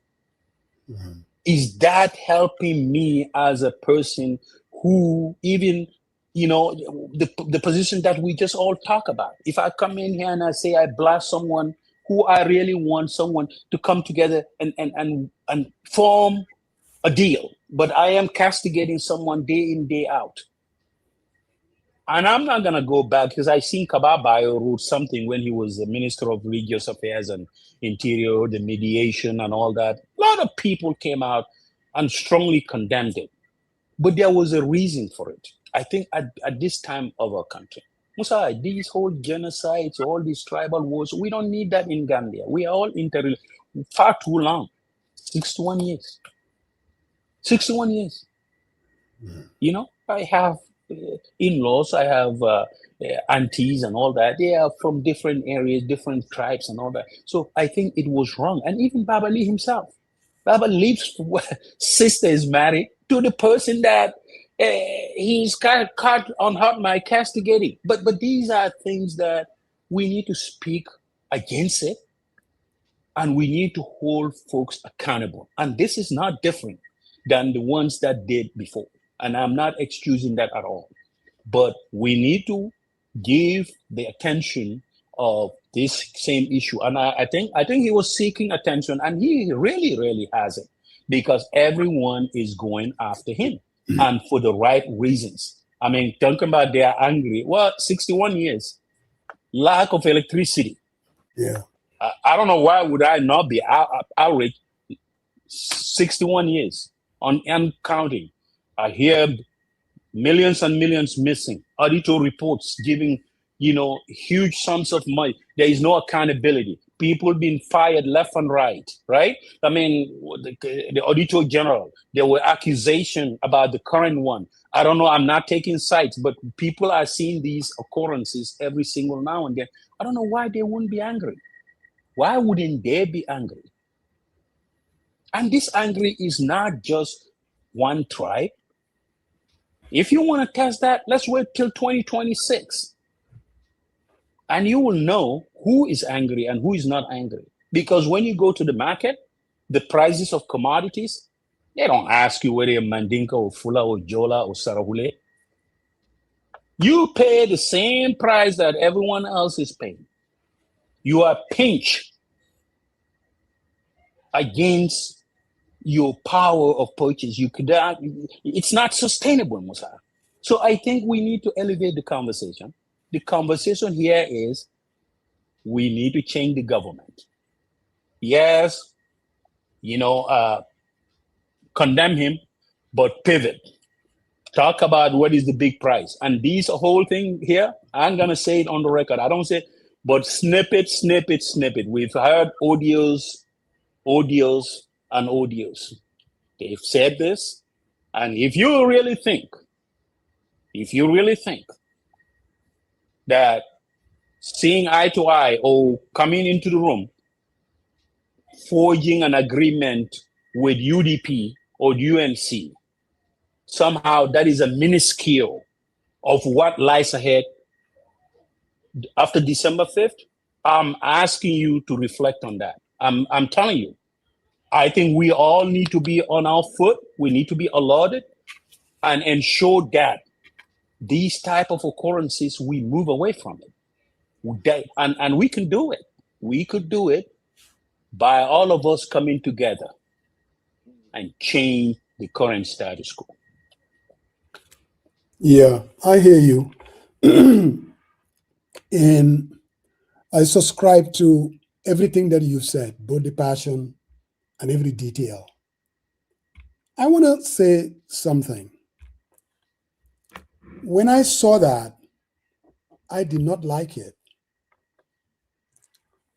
I was sad because where it was coming from and who said it. You see, I know Imam very well, and I mean very, very well. During the struggle, he was here with us, go to protest with us, whether it's in Washington or the CNN building. Imam has been in my house several times. In December, I was in Gambia, and I heard that Imam was sick. He had an operation. And Imam. So I went for Friday prayers at the Kanifing Mosque. And we went to his house. Boli Benetini, a lot of people were there. We talked politics, non-attire, all of that. So I consider him as a friend. So when something like this come up,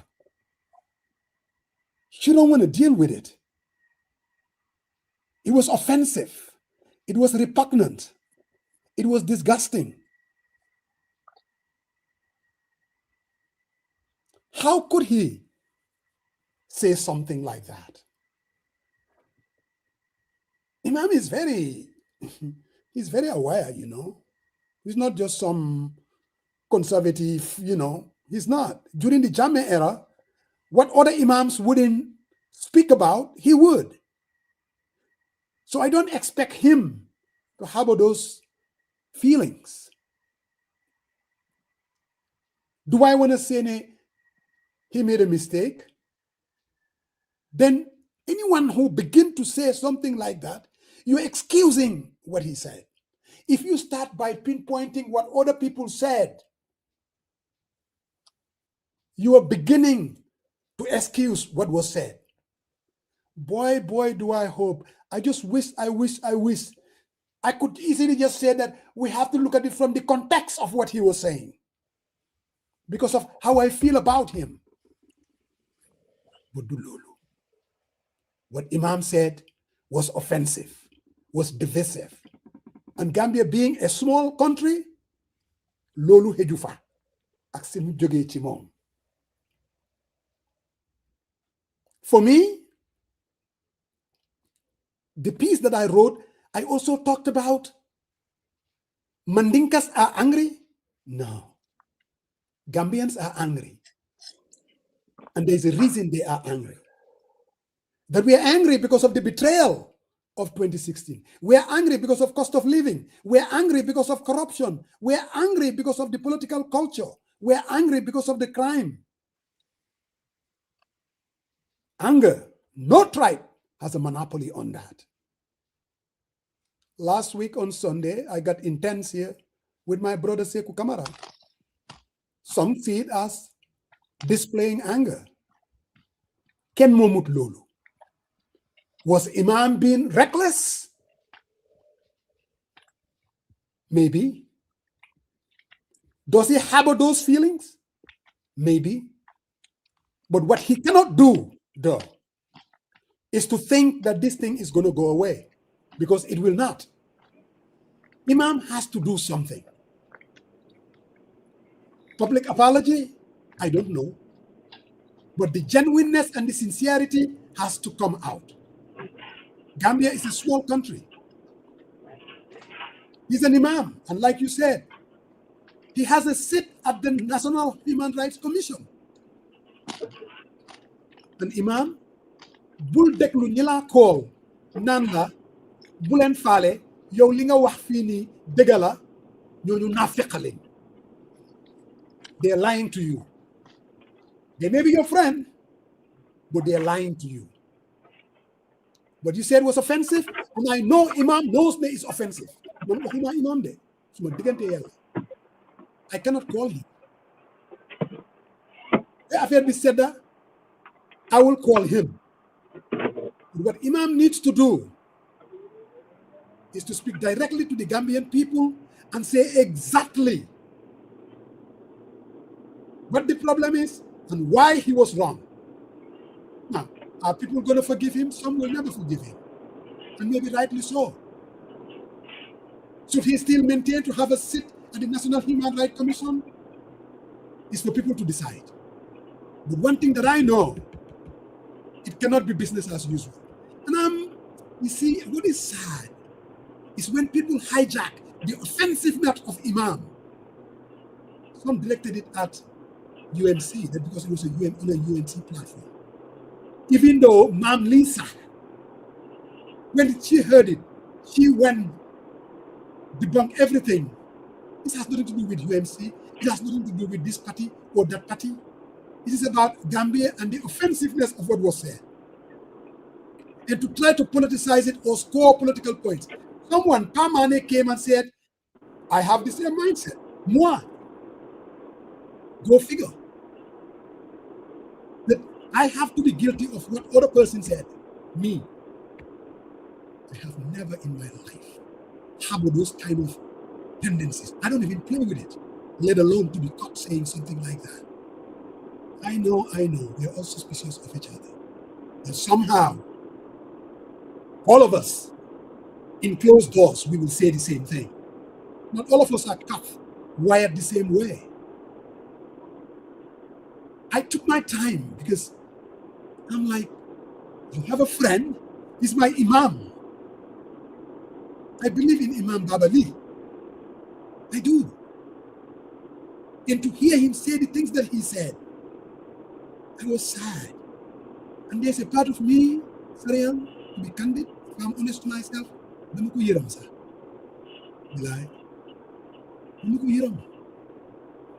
because an imam should not talk like that. Somebody who sits at the National Human Rights Commission should not talk like that. That is why I'm really sad to him, and I hope he will do the right thing. But we have our man. We have never been able to get him on this platform. We were finally able to get him. He's in his Mercedes Benz. Brother Fatih, how you doing? I am not impressed with that introduction. Start all over again, plee. I don't I like that.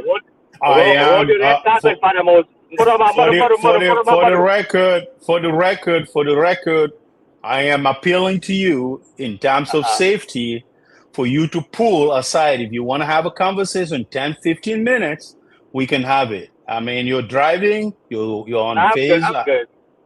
No, you're not good. That's against safety rules, my man. I am not holding the phone. You see that? My hands are free. It's good. Paramos, you have to let's redo that, please. It's not. I'm not too impressed with that. Okay, let Come me on. take this other way.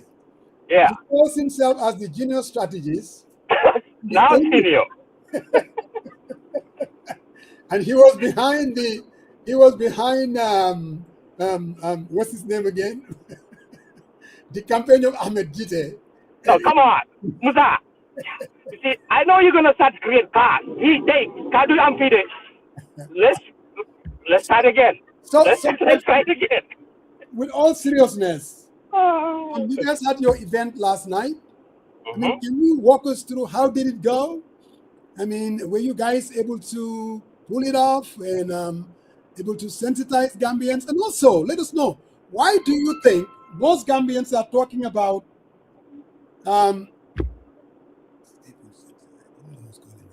most Gambians are talking about, you heard me, both Sariang and myself, why we think there should be change come 2026. Bro, this person is insisting. Can you guys talk? Go ahead. What was his question again? Why? What? He said his question was, you got MPP had their fundraising event last night in Seattle. Yeah. How did it go? And Okay. why is MPP insisting that the current trajectory or direction of the country is sustainable, and you are asking for another 5 years of mandate?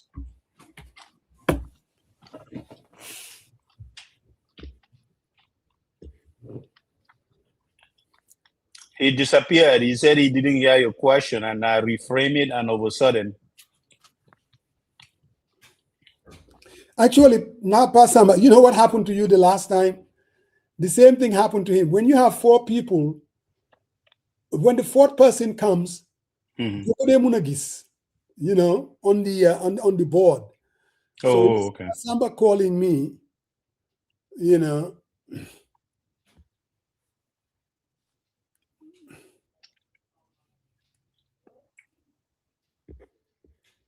Boy Fatty, are you there?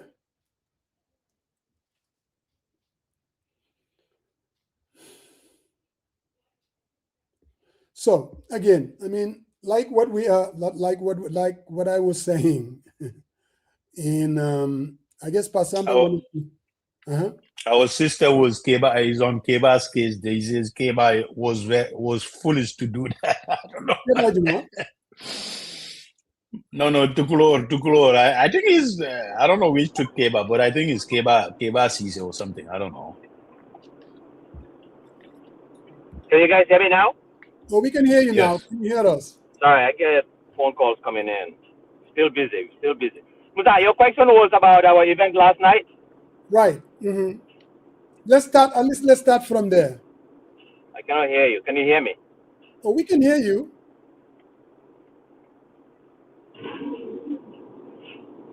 Boy Fatty. Can't hear you, buddy. I don't know. We can hear you loud and clear. I don't want you to call me after the show and say, well, I came up to your program, you won't let me in. I mean, that's why I'm telling him, if he wants to be serious about sharing his goal and his position, why Gambian deserve another 5 years, he need to pull, or at least get to a safe place to have a good discussion. Driving and talking on the phone, I mean, somehow, I don't know. So we'll see. He keeps saying he can't hear us, and I repeat the question, so hopefully. I don't know. He should have been at his house. Yes, of course. But getting into the car, bro, that's going to make the reception. Because last week he blamed it on, I said, how come you didn't come to the platform and share your fundraising? And she said, oh, Musa told me I come. All of a sudden I see Sehu pop up, and that's history. That's what he said. But this time around, he should be prepared. He should be telling you, Faramos, I'm gonna come in at noon, and I'm gonna talk about our fundraising, give details, and be passionate about why he thinks, Samosa Wibaro.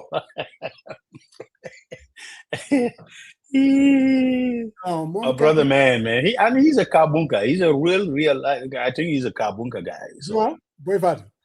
Yes. Boyfad is from Jarume Koto. Jarume, around Georgetown. Oh yeah, Jarume. That's where Dr. Cisse is from. Sirip Cisse. Yes. Yeah, I've been there. He's from Jarume. You come all the way to Bans. There's a bridge, Lamen Koto Bridge, and you cross it with a ferry. So, or you can take the other route. And Sariang, the reason why Imam even made it worse.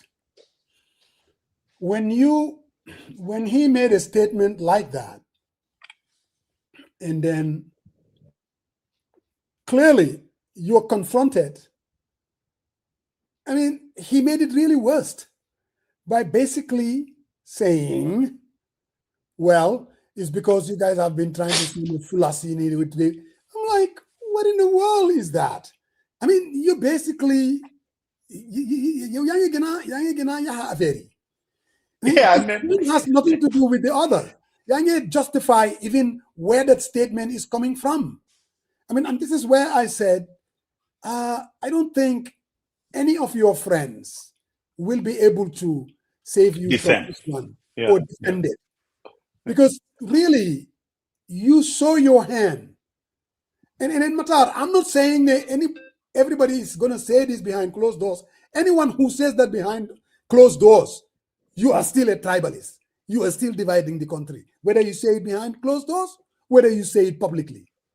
Now, recklessness cannot be tolerated in any way. And I don't think that's where the country is. Now, we like to point fingers at people, calling them all sort of names for political reasons, because there is this, we don't trust each other. If I don't trust Sariang is a Mandinka, oh, he's a Mandinka tribalist. So say Yepa. Oh, this guy says Surwa, I don't like the way he operates. Bro, behind closed doors, he will say all these things. There is that. I get it. But that's not true. I think Musa, the other thing that makes it. Huh? No, go ahead. Go ahead. No, every individual should be held on what they say consistently and give them the benefit of the doubt. Do I believe that Gambians are a bunch of tribalists? No, I don't believe that one bit. Because I've said this. I've said it even in the Gambia at this tough conference one time. This was back in 2018 or 2019. When they were talking about tribalism and all that, I'm like, no. We have politicians that will exploit our tribal affinities. We have people that would do that. I don't like what Sariang is saying. I'm going to find a reason to say it. Buldeglu Musajeng is the biggest tribalist on the face of the earth, they would say. They can never give you one reason for why they're saying that. They cannot. Then fork. The only litmus test is, I don't support UDP, so I'm a tribalist. That's it. No, I think Musa, what I was flabbergasted was like when he came on the platform, and Ma'am Lisa raised the objection that what you were saying is inappropriate. Tunko Marina was hosting, and the man doubled down. He was even telling Tunko, man mange wa dega jislo jigen bisa dafa mer. Yeah. So say, he said it. The audio is right there. Yeah, he started right there. And Mama Liz said, when you came on the program, I had to verify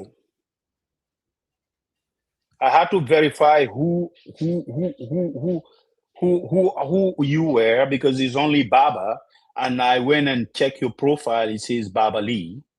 Then that's when I did, and it's just when you double down, yes, yes, and I think that is what I think. I think what he could have done. Yes. Mange jegalo. Mm-hmm. One day when you try to compare two different positions and you double down and you're saying because Mom Lisa was outraged of what you're saying and you're saying, oh, just slow dafa mer. Dafa big blood. I think I was not only what he said, but what his reaction was after he was caught red-handed. Exactly. You know, I think it is. You know, I think he made a very big blunder, very offensive, and to double down, I think it was a mistake. Like you said, you could have said, "Look, what I said is totally inappropriate, but that's not how I meant it.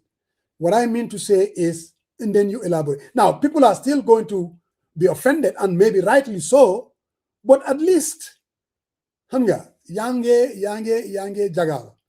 Why you come out and you make a statement like that. And then when you are pushed, you come back and you double down. I mean, come on. You are not giving people. And again, we cannot allow the 2026 election to be about that. Sariang. And to me, that is the most important. And Musa, we're not gonna let that day. That's why I tell folks, condemn him, but pivot.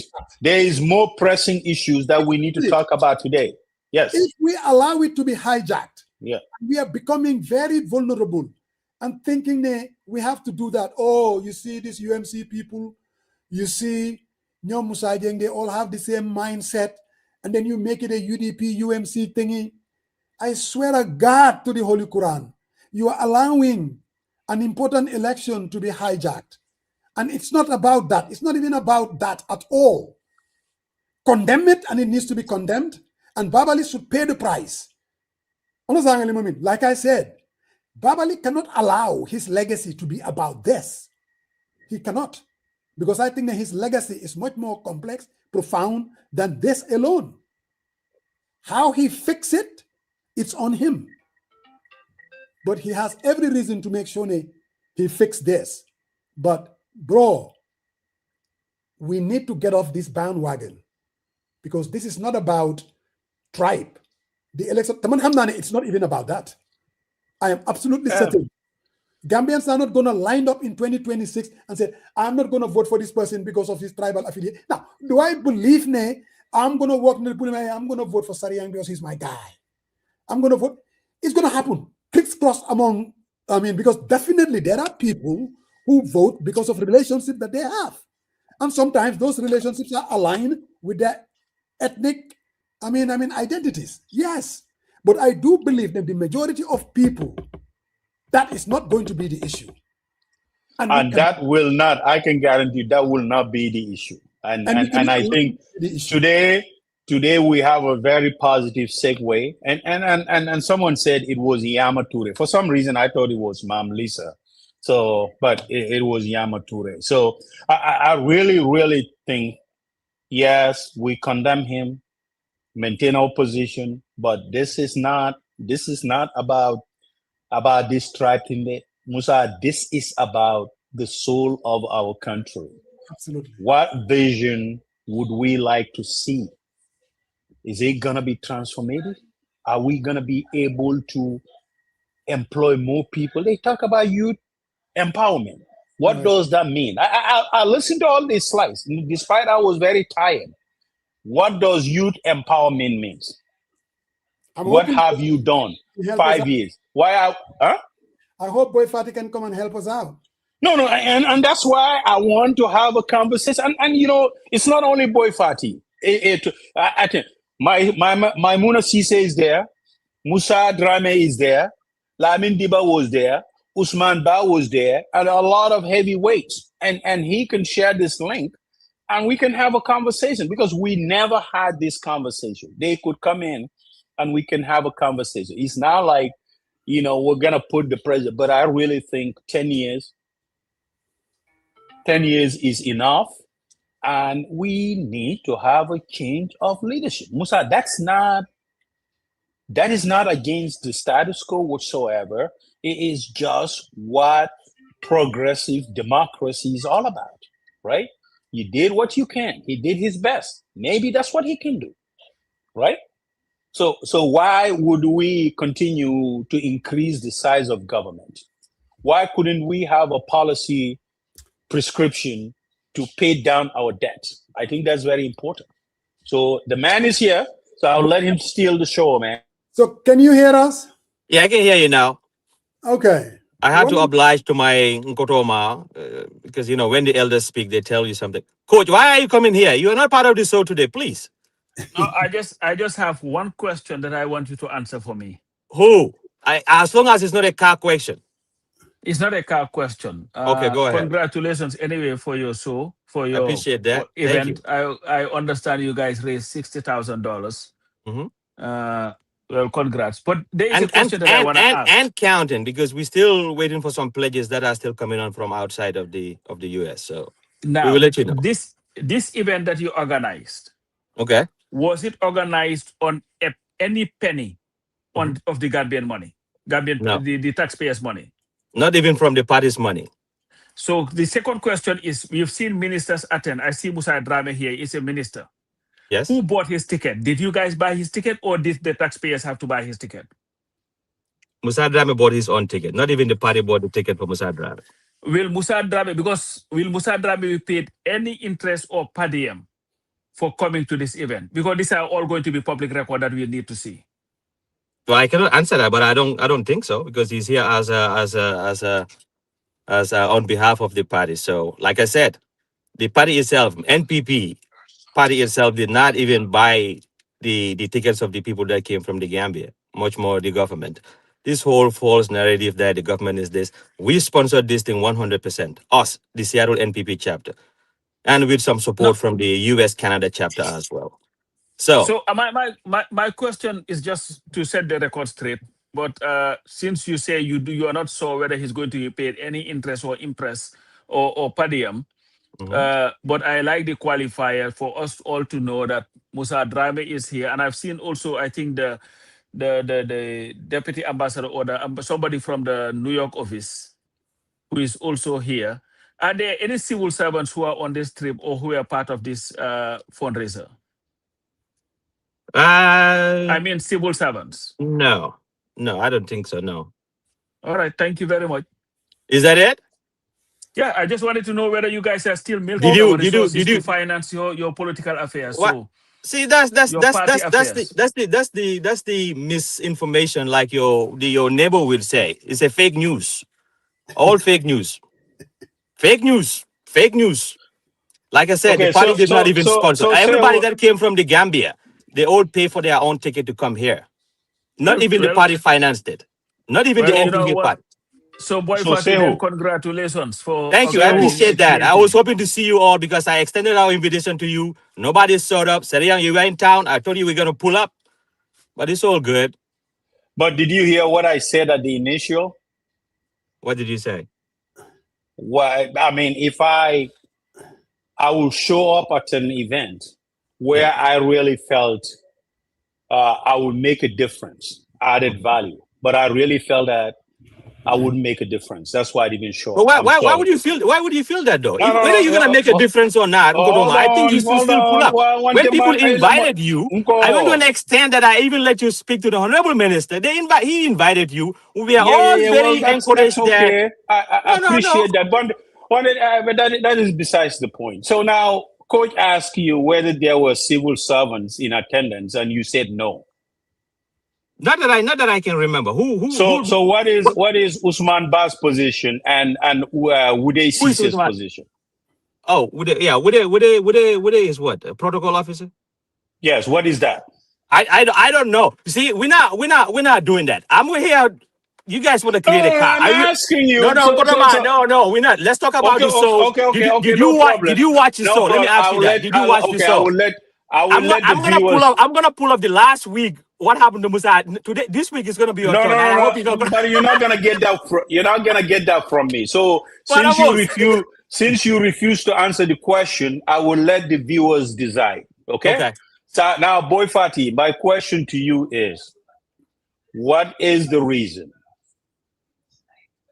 why you really felt part of an NPP Seattle chapter that President Barrow should rule the Gambia for another 5 years, making 15 years total. Well, as far as the NPP is concerned, this is going to be our second term. And, as far as I'm concerned, this is President Barrow's second term for us, right? And, to your question, we all seen what is happening in the Gambia. I remember a few years ago, the man that claimed to be the chief strategist and now part of the movement of Jab people went to Gambia, and he came back, even though he almost got butchered for it. But he said the Gambia is on the move. And I totally agree. It's one of the few things that I agree with it. The kind of development that is happening in the Gambia is unprecedented. 50 years of nationhood, what we are seeing now, I don't think we have accomplished those. I mean, the past 50 years compared to what is happening under President Barrow. The decentralization of development. I am from the upcountry. I'm from Jareme Koro. What is happening in Jareme and all those places, all the way to Fatoto, is unprecedented. We all seen it. The trajectory that the Gambia is on, as far as our democracy is concerned, is there. It's there for us to see it. So for me, I don't think it's not a non-brainer. I mean, at the end of the day, President Barrow is the right man to continue leading the Gambia for the next 5 years. Now, 2031 will be a different question. But as far as we are concerned, this is President Barrow's second term, as far as the NPP is concerned. Okay? So now I want to focus this conversation on last night. We're now gonna go into the other thing, the government. I'm not part of government. I am a politician. I'm a political strategist, like Musa said, even though he does not agree that I'm a good strategist. But I want this conversation to be focused solely on what happened last night. I don't know if you watched the show, the messaging and how how the event went. That's what I want us to focus on more. Don't go into this government stuff. I'm not part of government. I cannot speak for government. And, yeah. So, Boy Fatty. Yes, sir. I did not watch the show. Well, you should. Yeah, and I will eventually. I saw Tutti Fal's statement, and I really like that. Yeah. It was very short, but also very, what I would call, talking about the country coming together. Yeah. How important that is. And that Yeah. is very profound. Mm-hmm. But before you came, even without getting into what Barrow has done as far as the economy is concerned, Yeah. or this or that, the fundamental issue, Boy Fat, and then you should be able to comment on that. And for you to talk about this is his second time as far as you guys are concerned, I think you guys are playing with, second term, first term. The issue is this. I know the reason why I'm not supporting President Barrow. You've never supported him, though. I did. Oh, okay. I did support President Barrow. In Okay. fact, I supported him to win. Yeah, no, I'm so demanding, okay? So I supported him. And after he won, I called him and I congratulated him. And we stayed on supporting him, giving him the benefit of the doubt. Yeah. I liked him. I like his personality, what he represented. I saw in him that maybe this is the guy that could unify the people and stick to the memorandum of understanding. But he betrayed that trust. Do you think Gambians should vote for someone who has betrayed their trust? In what sense, though? How did he betray their trust? He came together with his colleagues, stakeholders in 2016, Omar Amadou Jallow, Halifa Sallah, Ahmad Ba, and a whole number of people, the entire opposition. Halifa Sallah said, okay, I'm going to step aside and allow you to lead. We have not been able to do that for almost 15 years. We had the opportunity this time. Everybody said, yes, I'm going to step aside and allow you to lead. They have a memorandum of understanding. He was elected based on that MOU, and he betrayed it. You're from Jareme Koto, right? That's right. I'm from Kaur Dandimayo, right? Mm-hmm. Some of us from the provinces, when people give you their word, they shake hands. That's it. They stick with it. What he did was un-Gambian, and he violated that agreement. What am I getting wrong, Boy Fatty? So what you are getting wrong is, again, I'm going to stick to last night. Your first statement or first part of your question, I think that's what I'm going to focus on. And that is the statement or the speech that was given by the former First Lady, Her Excellency Madam Tutifal. We are truly honored for her to accept our invitation to come to this event. My understanding is he's been around, but keeping a very low profile. And I think the statement that he gave at the event is what is expected. Politics should never divide us. Politics should never divide us. We can all have disagreement or have our preferences of when it comes to candidates. But at the end of the day, we are all Gambians. We are all Gambians. We need to be respectful of each other's opinions, each other's political affiliations, and should never, never, never bring divisions amongst us. And I think that was one of the key highlights of our event. It was a very beautiful night. We raised a lot of money.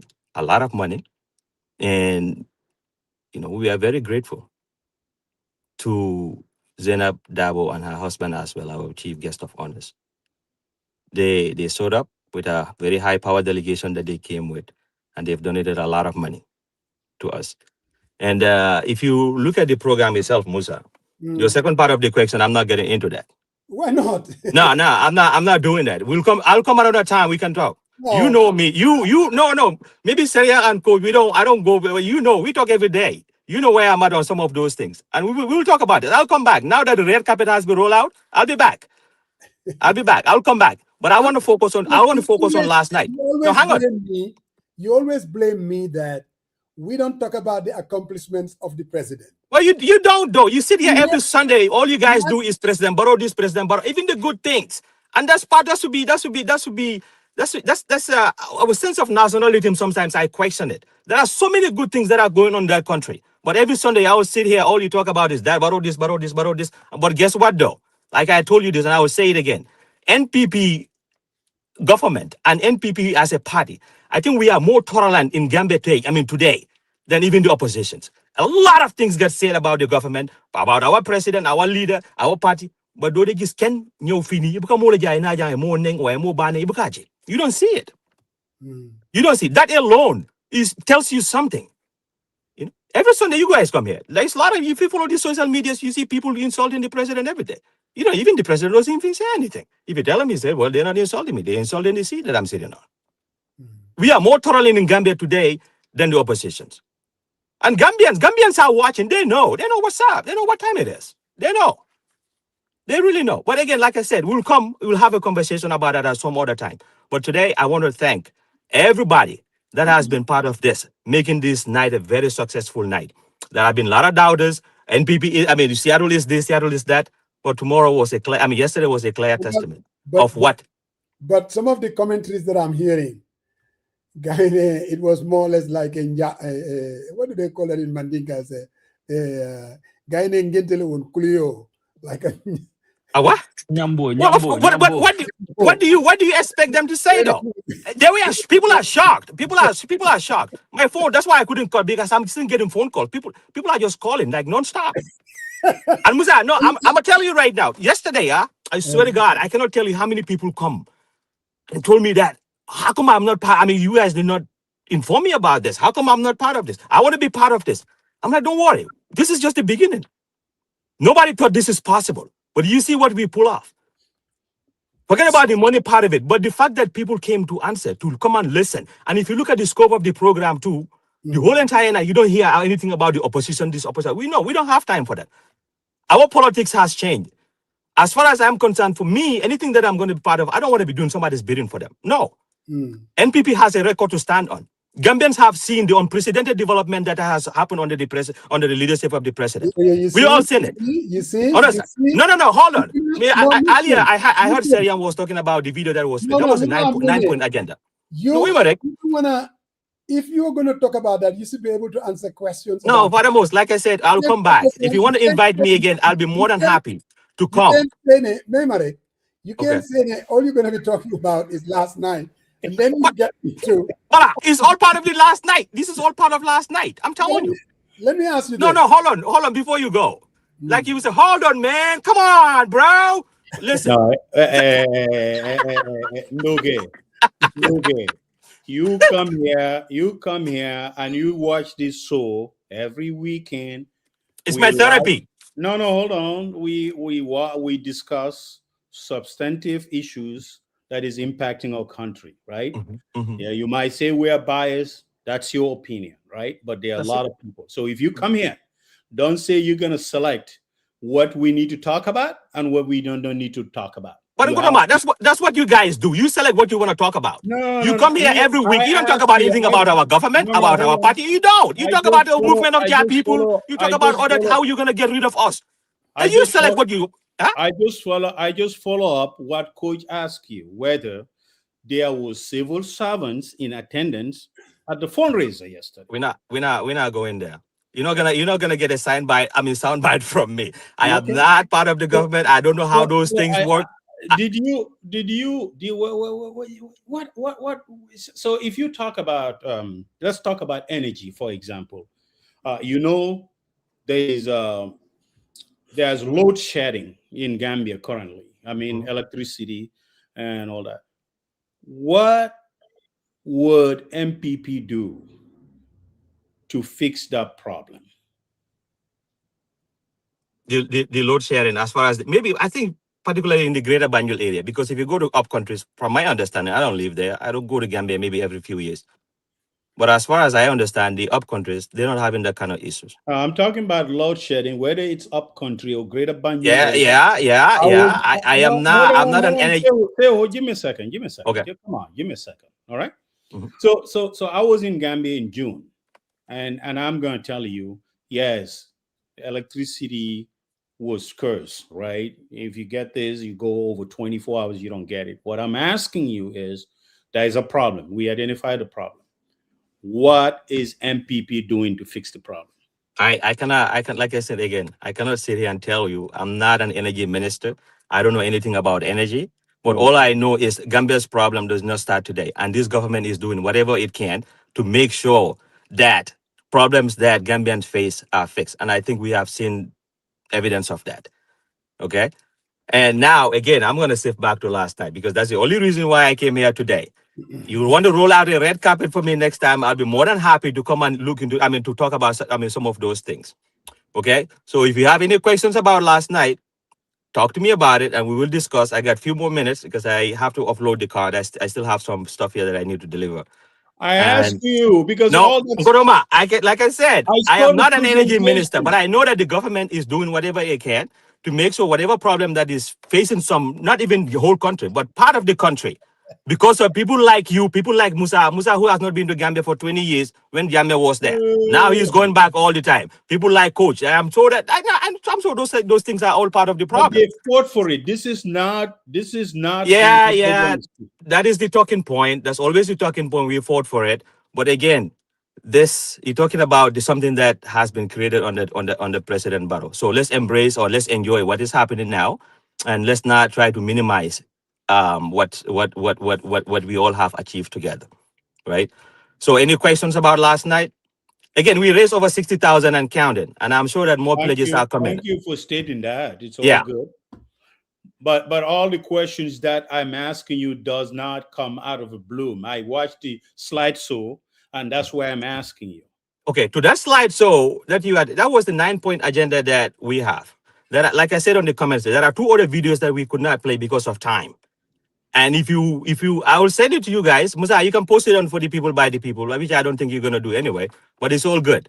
We will, they're actually available right now. What we need you to do is show up when you're not driving, create time. But I'm going to my iPad now. I oblige you what you said. I'm packed.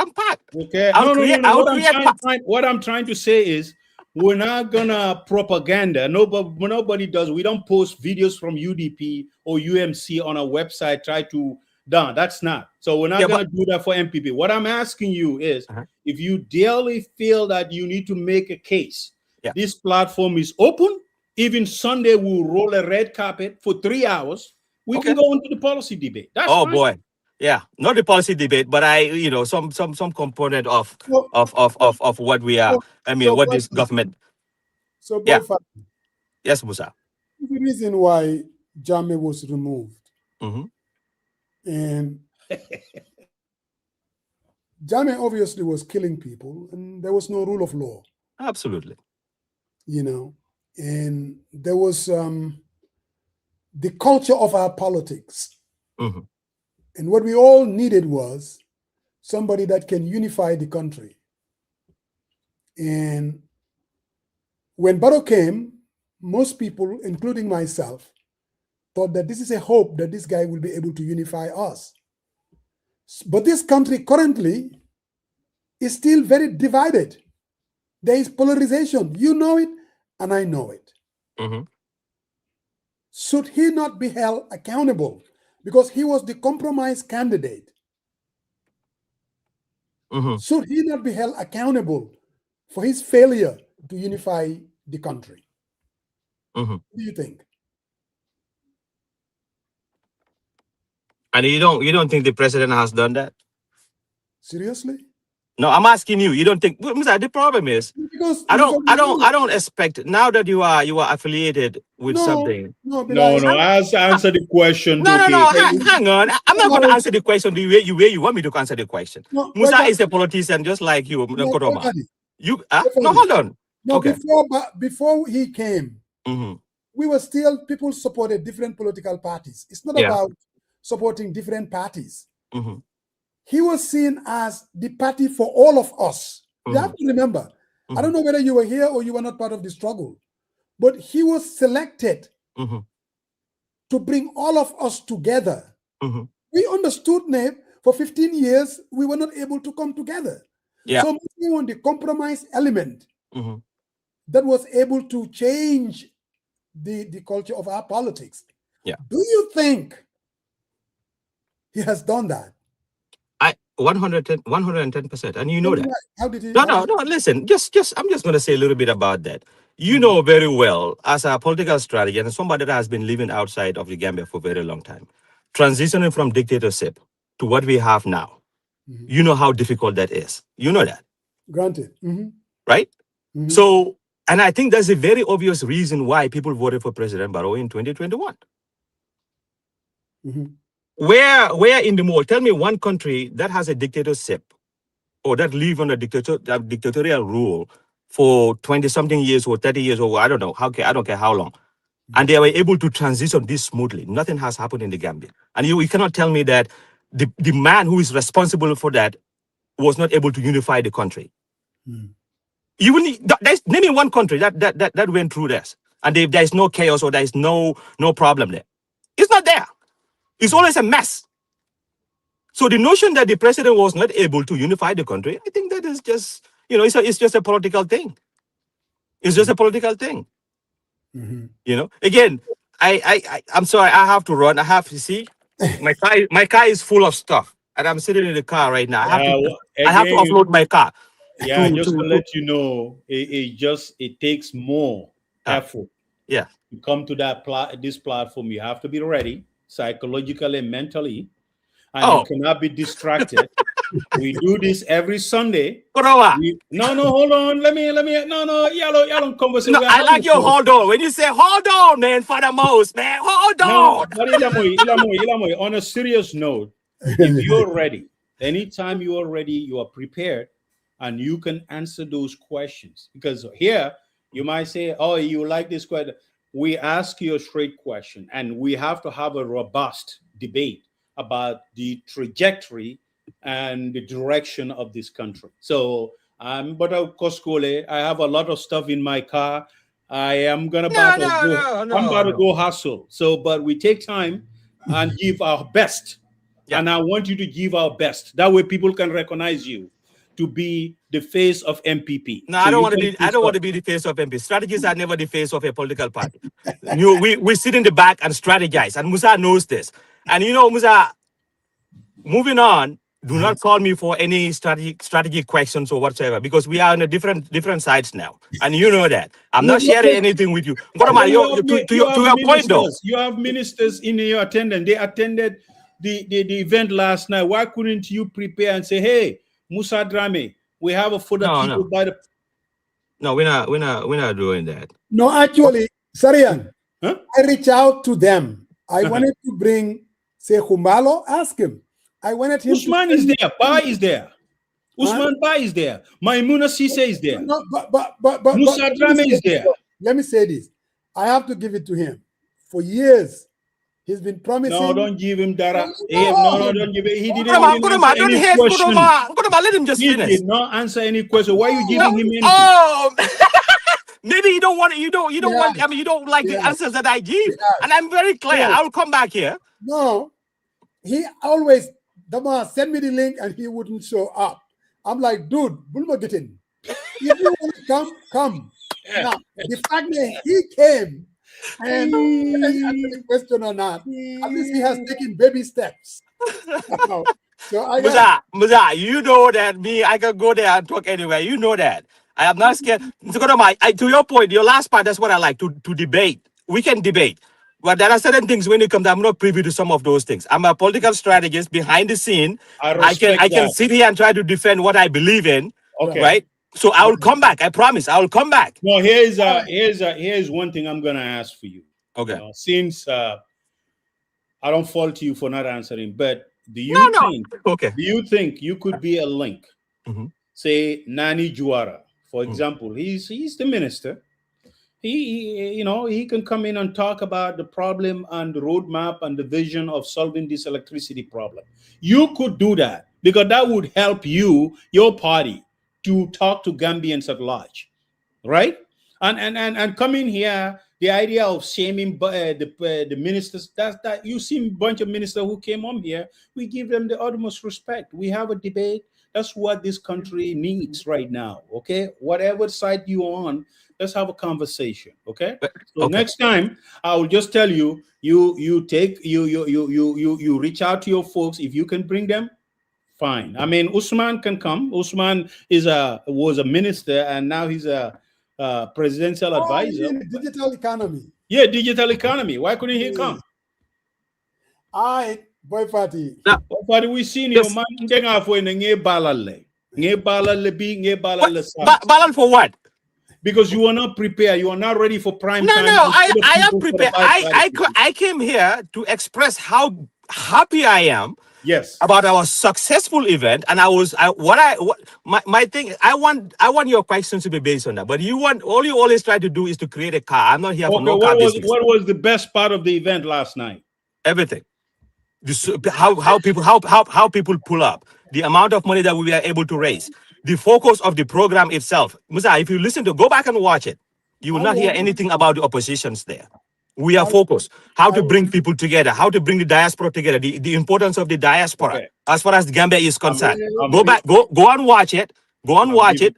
I'm giving you a last chance again. No. What was the best I am telling you, Kurama, just because you want me to answer it in a certain way doesn't mean that I'm not answering the question. No. What I'm asking you, what was the best part of the program last night? I am not one of you. I mean, some of those guests that you come and you try to trap them. No, I am a political strategist, and I'll answer the question politically. Musa knows this, and I can see why you're smiling. So, the way you want me to answer the question, I'm not going to answer it that way because you're not going to have any sound bites from me. Boy Fadi said it, Sekou Fadi said it. That's not going to happen. But again, we are very grateful to everybody that came out. We are grateful to our leadership, led by Honorable Musa Drame, that came all the way from the Gambia, from their own expenses, to come to Seattle, to, answer to our call. And the way we are able to unify people, the whole night was about unifying the people. At the end of the day, we are all Gambians, irrespective of our political affiliations or what we believe in. I think that's very, very critical. We can all have differences whatsoever. You can be in the movement of Ja people all you want, or you can be in the wherever you want. Musa's cousins come anywhere you want to be. But that doesn't mean that we have to be enemies. Let's have respect for each other. Let's all work as Gambians. At the end of the day, we all gonna go and leave the Gambia for our kids. And we want to make sure that before that happens, hold on, let me finish. This is going to be my last statement, Kian Koroma. Like I said, I know you're not happy that you don't have any sound bites from me. But again, it was a beautiful night. Yeah. Boy Fati, Mine kontanindi Fati Kanja, mine kontandi Kunu Suto, Mia Lonko. Iba Foloko, na pati you there? Definitely. That's what I'm telling you. The whole team of the event.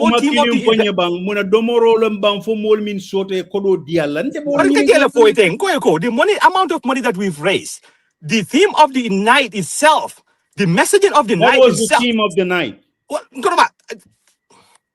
Unifying the diaspora, bringing people together, understanding that diaspora has a very important role to play, bringing our party membership. And hold on. When you were in the yellow camp, the notion was that Seattle is a UDP based, but last night proved otherwise, and you've seen it.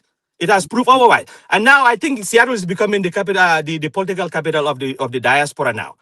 Very soon, everybody is going to be heading to Seattle now. Yellow camp is no joke day in Seattle day. Well, you go back and watch our crowd last night. Okay. No, go back and watch it. Look. They said half of the people are from Gambia to the Nyambo and New York, you know. Only two people came from New York: Paseku Kujabi and Aminata Rose. Those are the only people that came from New York.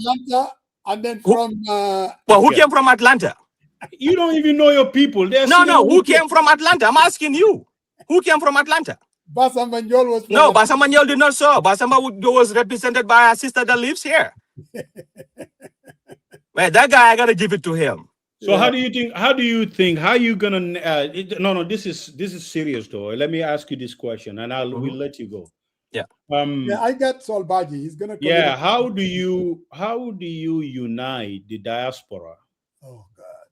And when the president of the republic say diaspora nkulmu ba fenyol.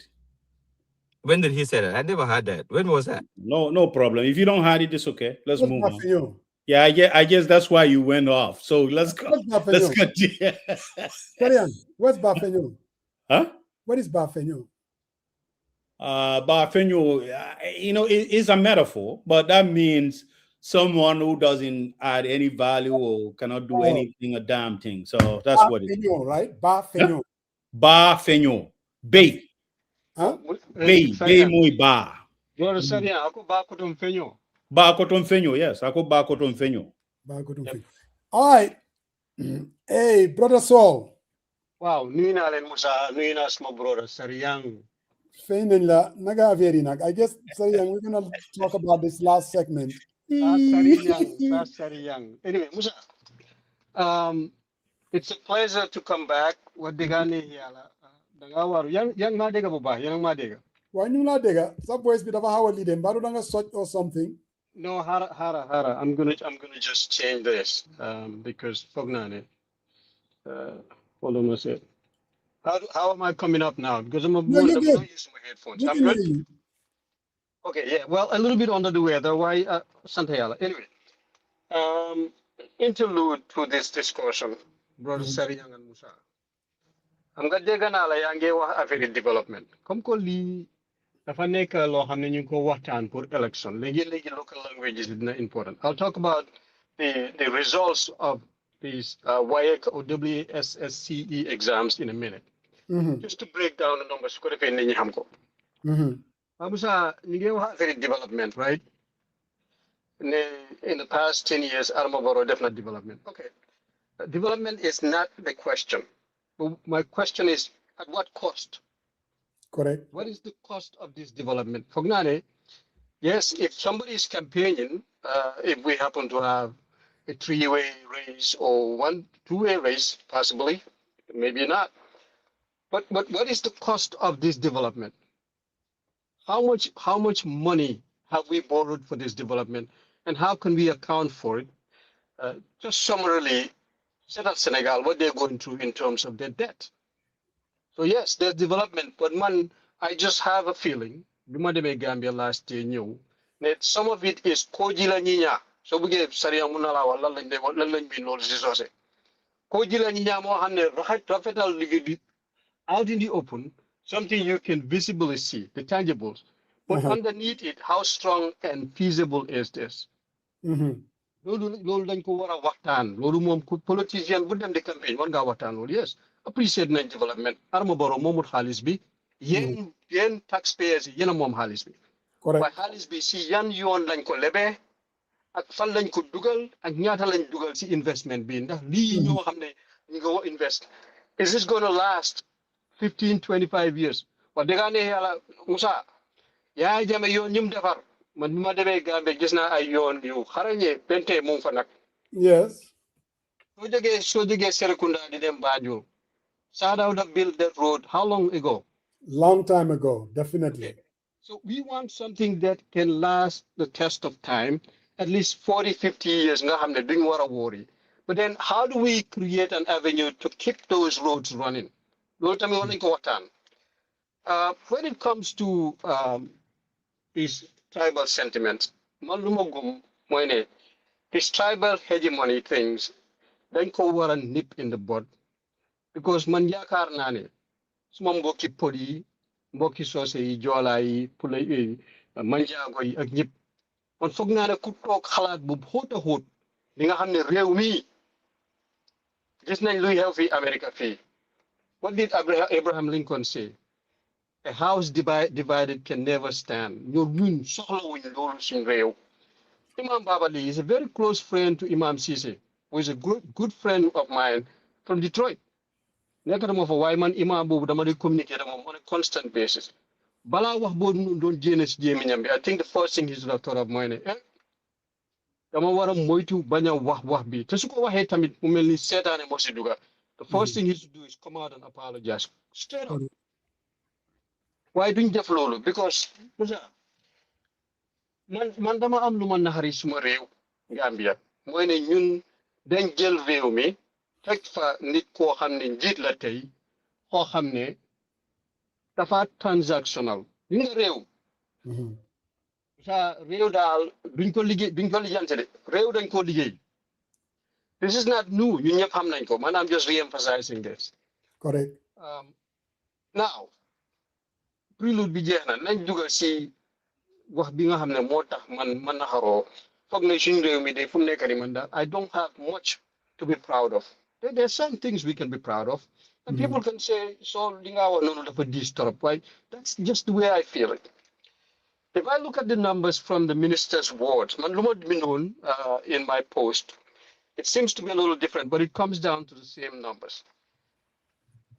the minister Habibatu Drame right she said 20,610 registered candidates were projected to take the exam, the WAEC or WSSCE exams. 20,000, right? 20,610. But then out of that, 19,762 candidates actually proceeded to take the exam. That means some of them didn't show up or whatever happened, right? Then she talked about the strength of the candidates based on demographics, female versus males. When the 12,573 of these candidates were the ladies, the girls, the young ladies, right? And that accounted to 63.62%. Male candidates were 7,189. That's 36.38%. Now, we're talking about the results. Man lolu moma gëna amal solo. Musa man ma yow Syria ñu ngi fi. We see the colleges. Suma ñaari xalé yi jigéen yi. They seem to have had the opportunity to do a little bit better than their brother. This happens if you go to education sector. You see the changes that are happening. It's a positive thing. But we must not lose sight of the fact that while we promote female participation, that the male participation should not fall on the wayside. Don't think over summer, right? So, with all of these results, Musa, the bottom line, we had a failure. We had a major failure, 36%, small daughter but I think 36% was talking about the fact that all of these kids failed. If all of these kids failed, that's 7.7% mooy xale yi nga xam ne they passed the exam. But we're talking about kids ñoo xam ne Musa, they did not have one credit, not one credit. Well, Galaya, well, Musa, Alma Borosi Bopamsa had one pass credit, Islamic Studies, Muslim High School. This is true. So we're doing worse than what Adama did. The bottom line of my discussion, Musa Moine, at this point in time, we have had about 187,000 students who have not had 5 credits or better, including math and English language. So 187,000 Yes. did not have 5 credits. In the past 9 years. And that includes math and English. Then during our time, that was the requirement to even make it to the 6th form. Exactly. Well, Musa, if we have these numbers, and that brings us to 9,000 students from 2018 of kids who took the exam, almost dropouts there, kids who took the exam but did but met the requirements to go to college. You have a campus in Faraba. We have all of these polytechnic institutions. Who is going to fill these institutions, Musa, with this number? So let me ask you more so that people can put it in perspective. Yes. Out of the people that sat for the WASC or WASC, what's the percentage of people that can actually have university entrance to UTG? Based on the numbers you guys want to know, from this year's exam, wow, I think it says about 1,700, 1,000, something like that. The numbers were there. Ñoo didn't qualify because they have met the minimum requirement of 5 credits or better. So about 1,700. And how many of those were female? Well, females, when numbers don't want it, my daughter don't want it. Those are the ones who took the exam. But here's what she put in. The minister was giving these numbers based on what she said would be perfect scores of A through C6. I don't know what that means. But 1,814 students earned, earned the required credits to be admitted at the university. With 1,814. Yes. That is 9.18%. 9% of the people that sat for the exams, they have, yes, entrance, the required credits to make it to UTG. But so here's the breakdown. 813 of those are female. 597 of them are male. Right? So Musa, my question is, if you have this University of the Gambia, you don't blame Sarah the Jawara. But you have to be very strategic in building the university to make sure that you don't have these empty classes. A professor can't go into a university to teach 3 kids. Definitely. The professor needs to be paid. And where is the professor's salary going to come from? From the students that pay their tuition. Musa, you're Dango University. You have to pay your tuition. Out of the tuition is what the university used to pay for all the overhead costs, including the salaries of their staff. Okay, so now what is the problem? Let's try to look into that, because government is saying, if you look at the budget and how much money they are allocating to the Ministry of Basic Education, yes, government will tell you, we don't have unlimited resources, but we've prioritized this particular sector, and we are putting money into the sector. So why do we have basically the majority of people failing? 92% of our kids are failing. 92%. Yes, so what do you think, if you can catalog and say this is the problem or suspected problems, what would that be? I'm not educated on this issue. Nobody they're not. I'm so guy nobody log out, sir. Of course, because it's not the sexy thing they want to hear. They don't want to hear that. They want to hear me fighting with somebody else. That's what's driving them. What they're gonna hear as a question, I like it. Mm. I just response from Dr. Jara Jain, one of my mentors, Cornell University. I know Dr. Jara, yes. Yes, and you also know that these are the people in the background that are helping Professor Gomez to successfully implement the strategy he has for tertiary education. Mm-hmm. I'm going to sister Bineka fi Maryland, Professor Carr, right? Veronica Njai Carr. Yeah. These are Mm-hmm. people that are working in the backgrounds helping the professor. But the Mm-hmm. question that you asked is the core. Mm-hmm. How should we implement the foundational skills?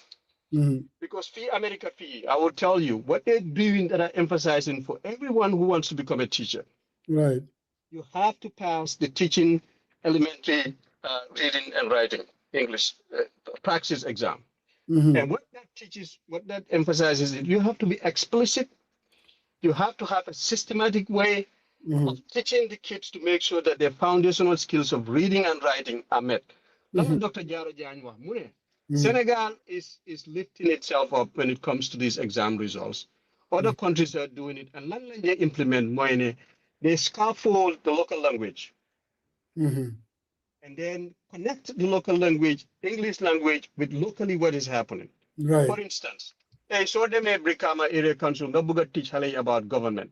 You Mm-hmm. want to talk about the councillors, you want to talk about the chairman, Mm-hmm. and give them a context to understanding this is how government functions. And then Mm-hmm. you will talk about Adama Barrow and the president and all. You help them connect those dots. Mm-hmm. The foundational skills is teaching the kids the language skills, but you have to use a local language to teach them. Language. Suma demon Mm-hmm. a kawudenda mayo.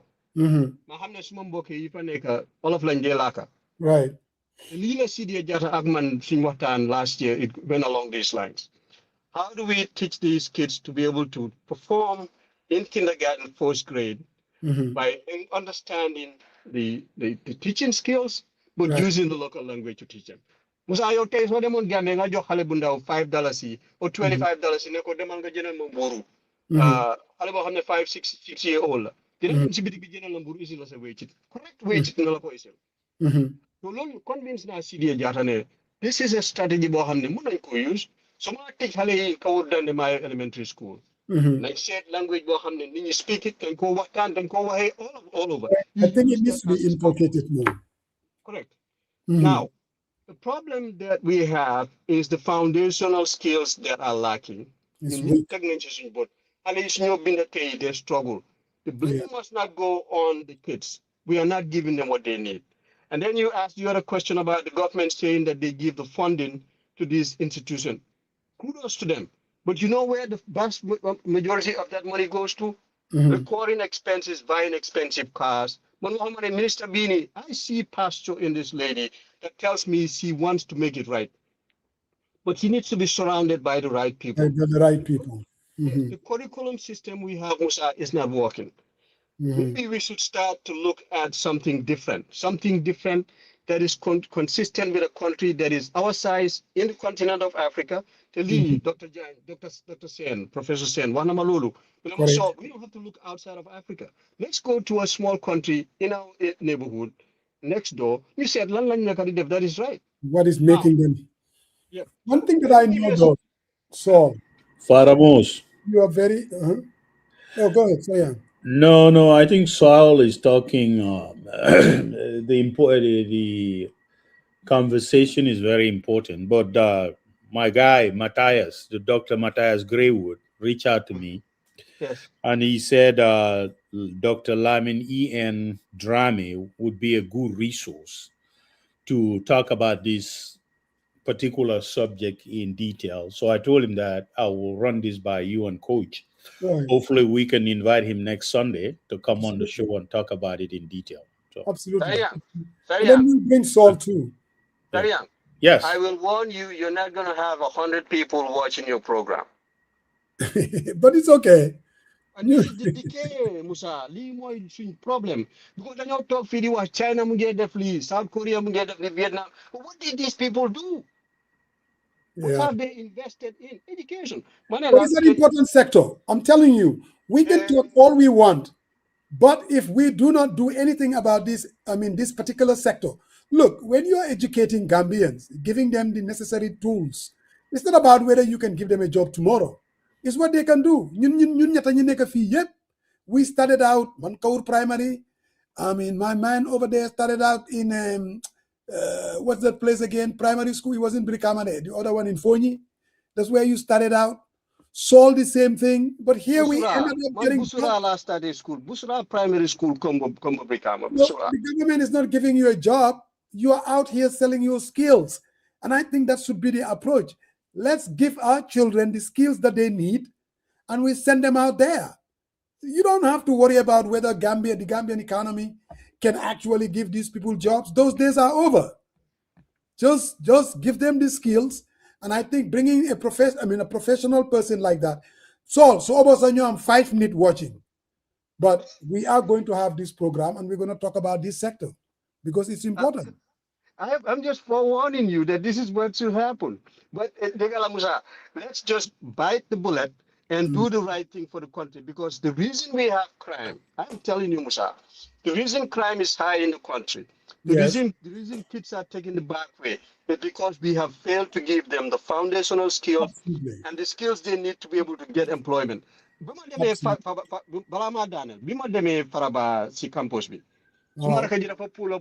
at all of these constructors here making a lot of money. You know where they came from? Sierra Leone and Liberia. I believe it. We can say the kids are lazy. We can say the kids don't want to do anything. There could be some truth to that. But what is the government supposed to do? I'm going to give you those points. You have to give opportunities and ways for kids to get to school. You teach them to technical skills. Pay them a stipend. Connect them with tough construction. And Sariang, who's a business-minded person, Musa Jeng, the likes of Demba Balde, and have those people mentor these kids to become entrepreneurs of their own. Then you give them a loan from the government that is a less interest loan, but the government will pay the interest. But you give these kids a loan and tell them you have an opportunity. You either do these things or you go to jail, or they have to go in and get some rehabilitation. If you do that, the kids will be off the streets. Off the streets. Quickly, no, you're right, Bilahi. I'm telling you. You're absolutely right. Because all of us were young people one time.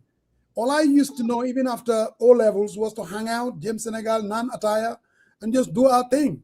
So these kids are basically doing the same thing. Why? At least at that time, was writing to different.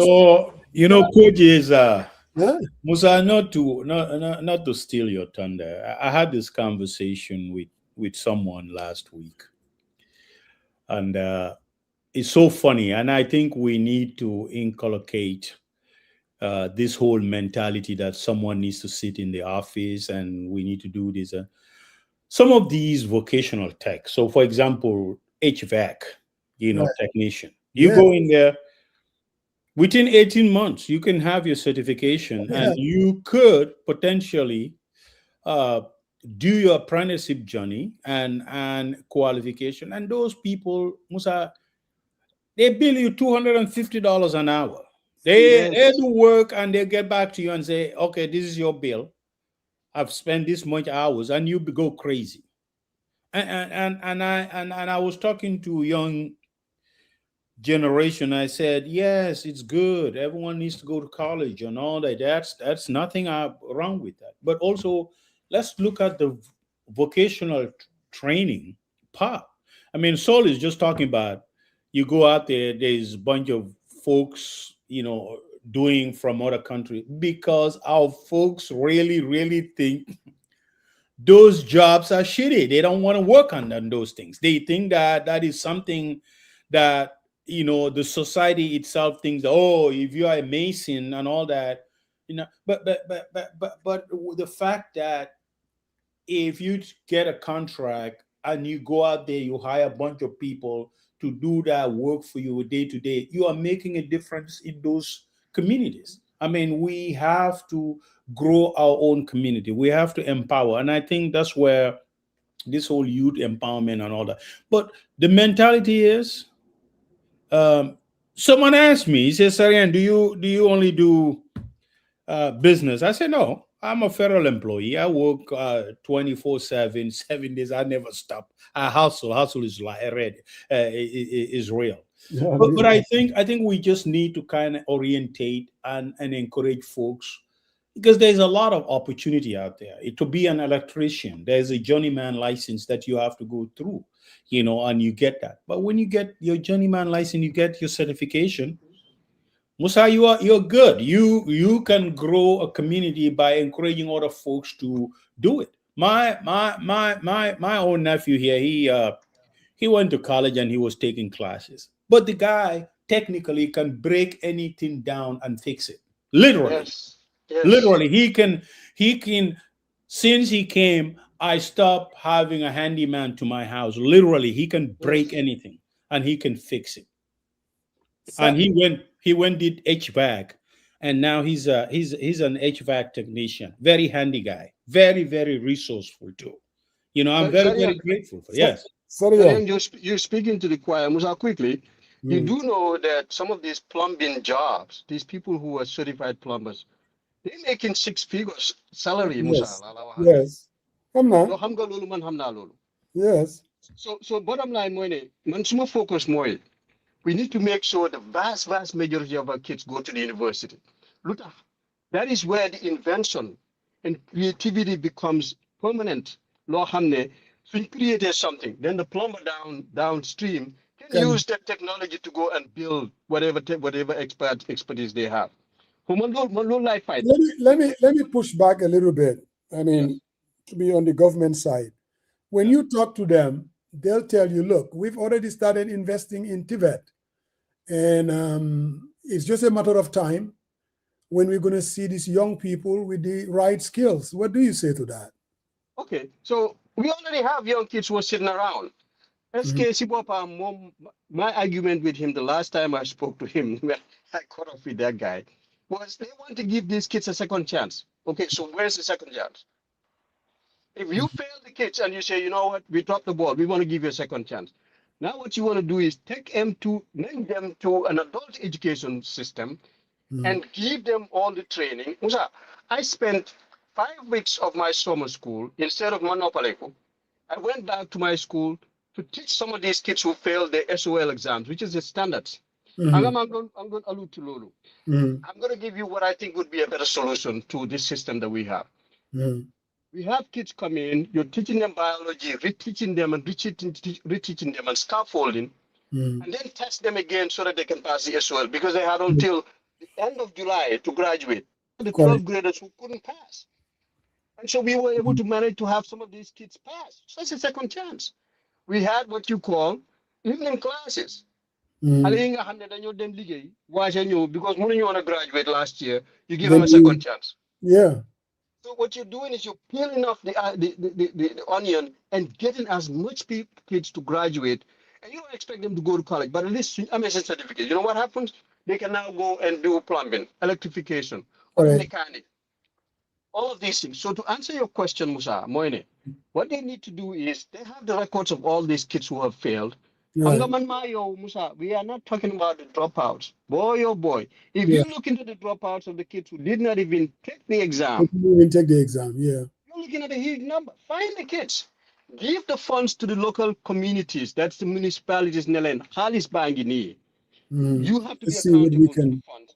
Find these Mhm. kids wherever they are, bring them to the municipality and give them training. Connect with TAF construction and certify these kids, send them over to TAF, give a stipend, and have tax get a tax break for whatever penny he pays these people's salaries, these young people's salaries, and start to see a difference. Musa, you can see a huge difference. But they're not doing that. Tibet, Bill, like, okay, but what are they doing? But so I guess I kind of defer to you, uh, Okay. defer a little bit on your opinion here. How Yeah. can you, as a government, how can they, enforce those type of rules? Because obviously you are a teacher, you have more experience in this than any of us sitting on this platform. But Sorry, there, this. there is a human factor too. They have to Yeah. have drive and they have to be motivated and to get things. So if that is lacking, Mhm. And how does the government track these people and say, oh, hey, you know what? You need to do this, you need to do this. And when the drive and the motivation is totally absent. Oh, Muskari Sariang, I love this question. I'm telling you here, Musa, Mm. the state of Maryland and state of Virginia and Atlanta, Georgia, and Seattle. Look it up. They are investing average $10,000 to $15,000 a year per child. Once the government begins and Halis, the state begins and Halis take us above in the Dangawara Janga. You also demut Janga, you know what they do to you and your parents? There's a track record of your attendance, and you would have to go to truancy, and you will go to juvenile court. And if the judge is not convinced that your reasoning of not going to school is not convincing to them, they'll lock you up. Parce que lu xew mooy ne xale bu taxawaalu dafa isi musiba si réew Musa laa la waxal nii. Mooy dëgg. Xale bu taxawaalu dafa isi musiba si réew. That's a simple answer, Sariang, to your question. So, Saul, I mean, I also wanna before we adjourn, Yes. that I not ne Gambians. Most people think it's only the foreigners that are doing this work. But I'm gonna give you specific names. I am constructing a house. Yes. And I'm just telling you how people are making money. Gambians lalawade. And I'm not talking about Nyon Tafde. No, I couldn't agree more. I'll give you my This is a example, guy, my anecdote. Yes. I called him. And you know how much they are telling you to just do tiling. Look at how much a clerk, any civil servant is making. Let's say I'm going to $6,000, dollars a month. TEB is 72,000, something like that. This guy, young guy, tiling, tile chiko, tile chisuf, $190,000. This young kid, young guy. Yes. That's where the skills are. To be honest That's with where you, the money is, I Musa. thought these are not foreigners there. The idea is Gambians, they are all useless people and they are not learning these trades. It's not true. I totally agree with you, Musa. I called this other guy. Somebody gave me his number.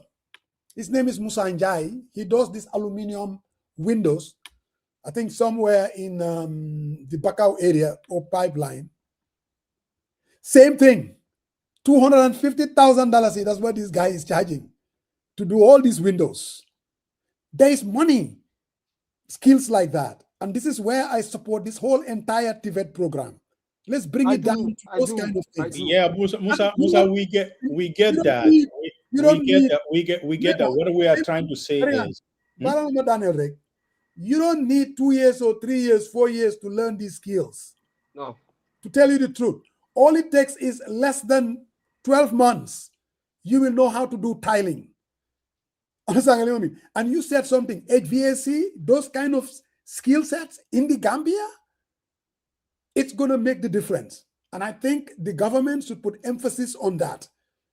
If they do that, that will be the beginning of addressing this youth empowerment and addressing the youth unemployment. Yeah. For them to be able to run their own businesses. Mungfa and Gambians are doing it. The idea that they are not is all foreigners. I'm basing it on my experience. That's not necessarily the case. Really. No. We understand that part, but what we're trying to say is there is more to just the TIFAC. Yes, that's a long-term strategy until the roadmap is clearly crafted, everything tied together and all that. But in the immediate effect, now you mentioned young folks taking the lead on these, ventures. What I would like to see is the government partnering with these young folks, trying to give them incentive, right? Absolutely. Having them come to these TVEC campuses. Absolutely. And say, hey, this is where I started off. This is the roadmap. If you come to my company, I have this with the government. We will do A, B, and C. And I think what it does is people, Musa, you'll be amazed that a lot of people don't know that there is resources available. Enlightening folks and educating them what is available, they take ownership of that. And I think, yes, the government can build Tibet centers and all that stuff, but that is just not going to be enough. You need to include these entrepreneurs to come out there and talk to folks and tell them that this is durable. I did it, and this is where I'm at, and that's where I need to go, and we need you as a partner. And I think this is where, when this whole opposition stuff comes into play, the government is missing a bigger part of it, because they always see this as a lens. Someone has different political inclination, but that doesn't mean that that person cannot be in the middle of things and talking to people, because at the end of the day, Gambia is what matters. And I think they need to reflect on that a lot, because the Tibet, yes, it's great. They have to equip the classrooms, they have to have equipments, all that stuff, to get it all set up and all that stuff, and there's a training pipeline and all that. That is good, but how about partnering with those who already built their companies and they are doing great? Get those people, tie them with those folks, train them, have them on hours, learn the skills, and they will come out better. What that does do, that person will be self-sufficient, will go build his own company. He's going to go create jobs, and he's going to hire another person in there who's going to go out and build company. At the end of the day, if someone charged me 250,000, I say that's too much. I go to the other person and bargain. Competition. But what it does is, a lot of people, their economic stability, their economic well-being is moving towards the right direction. And I think that is what needs to happen. I really think government cannot do it by themselves alone. I really think they need to partner with people and private entrepreneurs. Absolutely. So, final Wow. question. Based on the commentaries, Balamare, final question to you. Wow. There's a lot of talk, people like you that are very much in education. Like you said, during the summer, you will go to whether Maryland or Virginia, and you help the kids that are failing. There's also a responsibility back home. I remember when we were taking O levels, we had these guys, they're from America, most of them, Nyom Adia Tunjai, Nyom Mr. Sok, Muslim High. They were having evening classes teaching us physics and chemistry and math, for free. All of us that were interested in O levels, taking chemistry and physics, they will have after classes and things like that. What can we do from the diaspora end?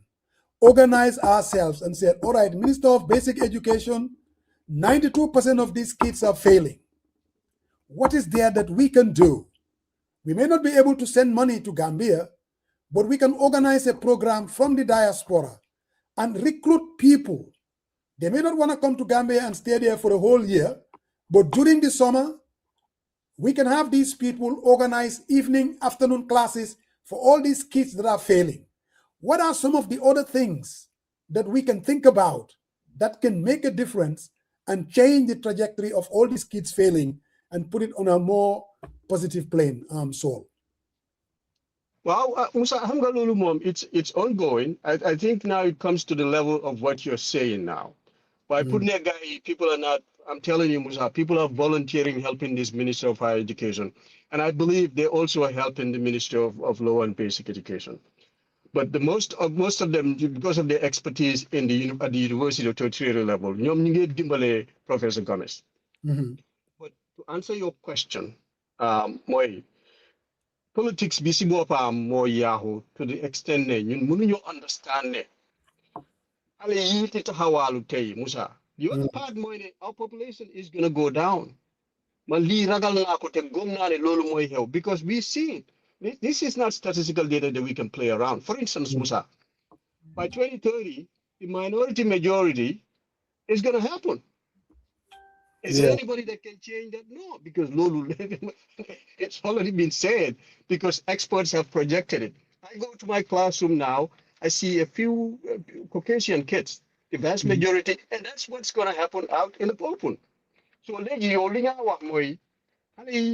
get to how I'm going to get anecdotal evidence.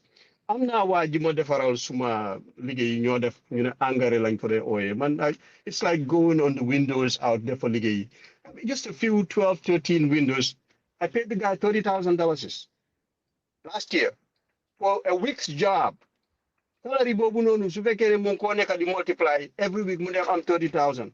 In 4 weeks, how much is this guy making? Yeah. Right? Definitely. So that's the answer of the core of the fact that Hal is somewhere. But to answer your question, sir, if the government is serious and they want to reach out to those people that are working with Professor Gomez, they know how to reach out to many dozens of teachers. Even if I'm vocal, I can come and talk. But Musa, there are people. I mean, Kini Sean Bega, is a principal here in the DC area. Yeah. I mean, people like Myla Toure, Jabaram, teacher, Mm. Sambu's wife is a teacher. These are all resources that we can all put together. You demand guys who got to pay to so much. All the government has to do is look, we can cater for your stay in the Gambia, and people will pay their tickets to come and change because we're going to retire in Gambia. Absolutely. But build a beautiful home and put this edifice, hold everything. But you're building a fence. A fence as high, and then you have to put an electric thing on top of it. For what? Definitely. You're becoming a prisoner of your own in your own country, Musa. Definitely. So what time First of before all, we are definitely going to reach out to the person that Sariang is going to talk. We'll talk about it, bring them here. We're going to talk about education. Absolutely no doubt. And again, it's not only going to be about criticizing the government. We are going to hold them accountable, what they are failing to do. And maybe have somebody from the ministry, hopefully the Ministry of Basic Education, and maybe share ideas with her too. And see, invite her. I think so. Go invite her. She looks like somebody whose pasture I like. One time I reached out to her. I reached out to her one time, and she was definitely going to come. I don't know what happened, but I think we need to start having this conversation. Now, we can change it. There's absolutely no doubt.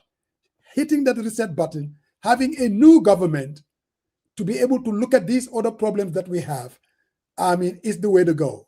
But again, let's have the conversation, Saul, and let's bring the ministry also, some of their technical people, whether the permanent secretary or the Minister of Education, basic that is, and have this conversation. Kids are failing. And that is very dangerous for a country like the Gambia, a 2.5 million people. When people don't have jobs, I can guarantee you anything can happen. We have to have panelment. We have to have this conversation, Saul. And I'm glad you called me yesterday or day before, and we talked about it briefly. And I'm like, let's try to bring you in, and we can talk about this.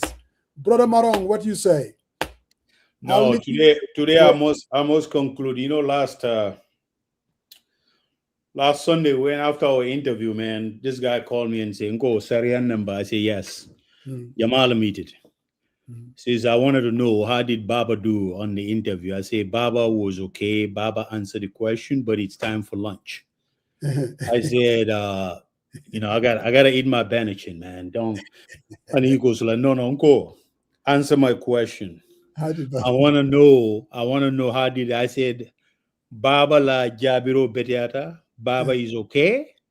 And let's move. I said, but one thing I'm gonna remind you, did you listen to Baba himself? Because Baba said, repertoire. He says, you gotta have that. You gotta continue.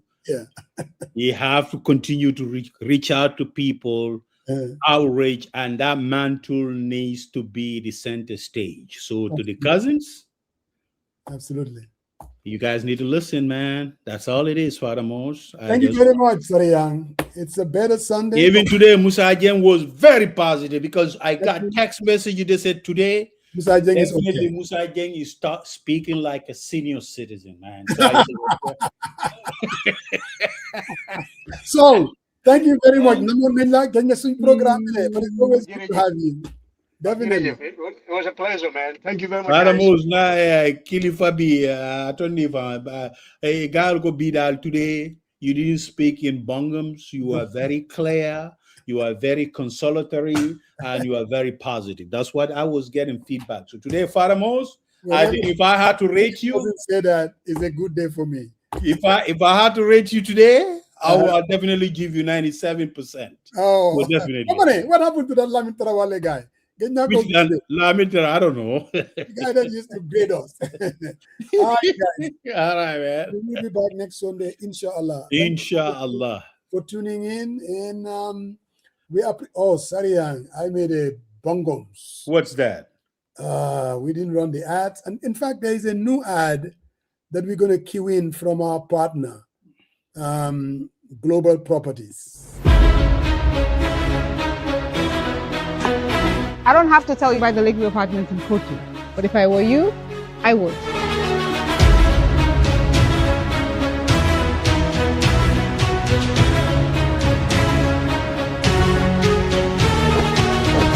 Beautifully and perfectly crafted to suit your lifestyle.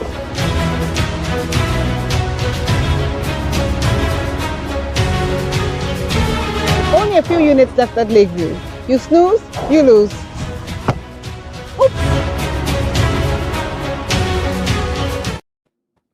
Thank you, Nilan. I'm definitely going to bring the next ad next Sunday. We will cue it in. We appreciate your partnership.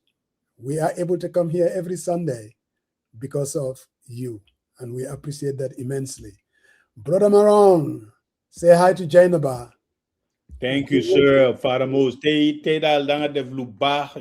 are very positive, and it looks like this third force is fading away. So I'm very not too fast. Very optimistic for the future. All right, bro. Thanks. Appreciate it.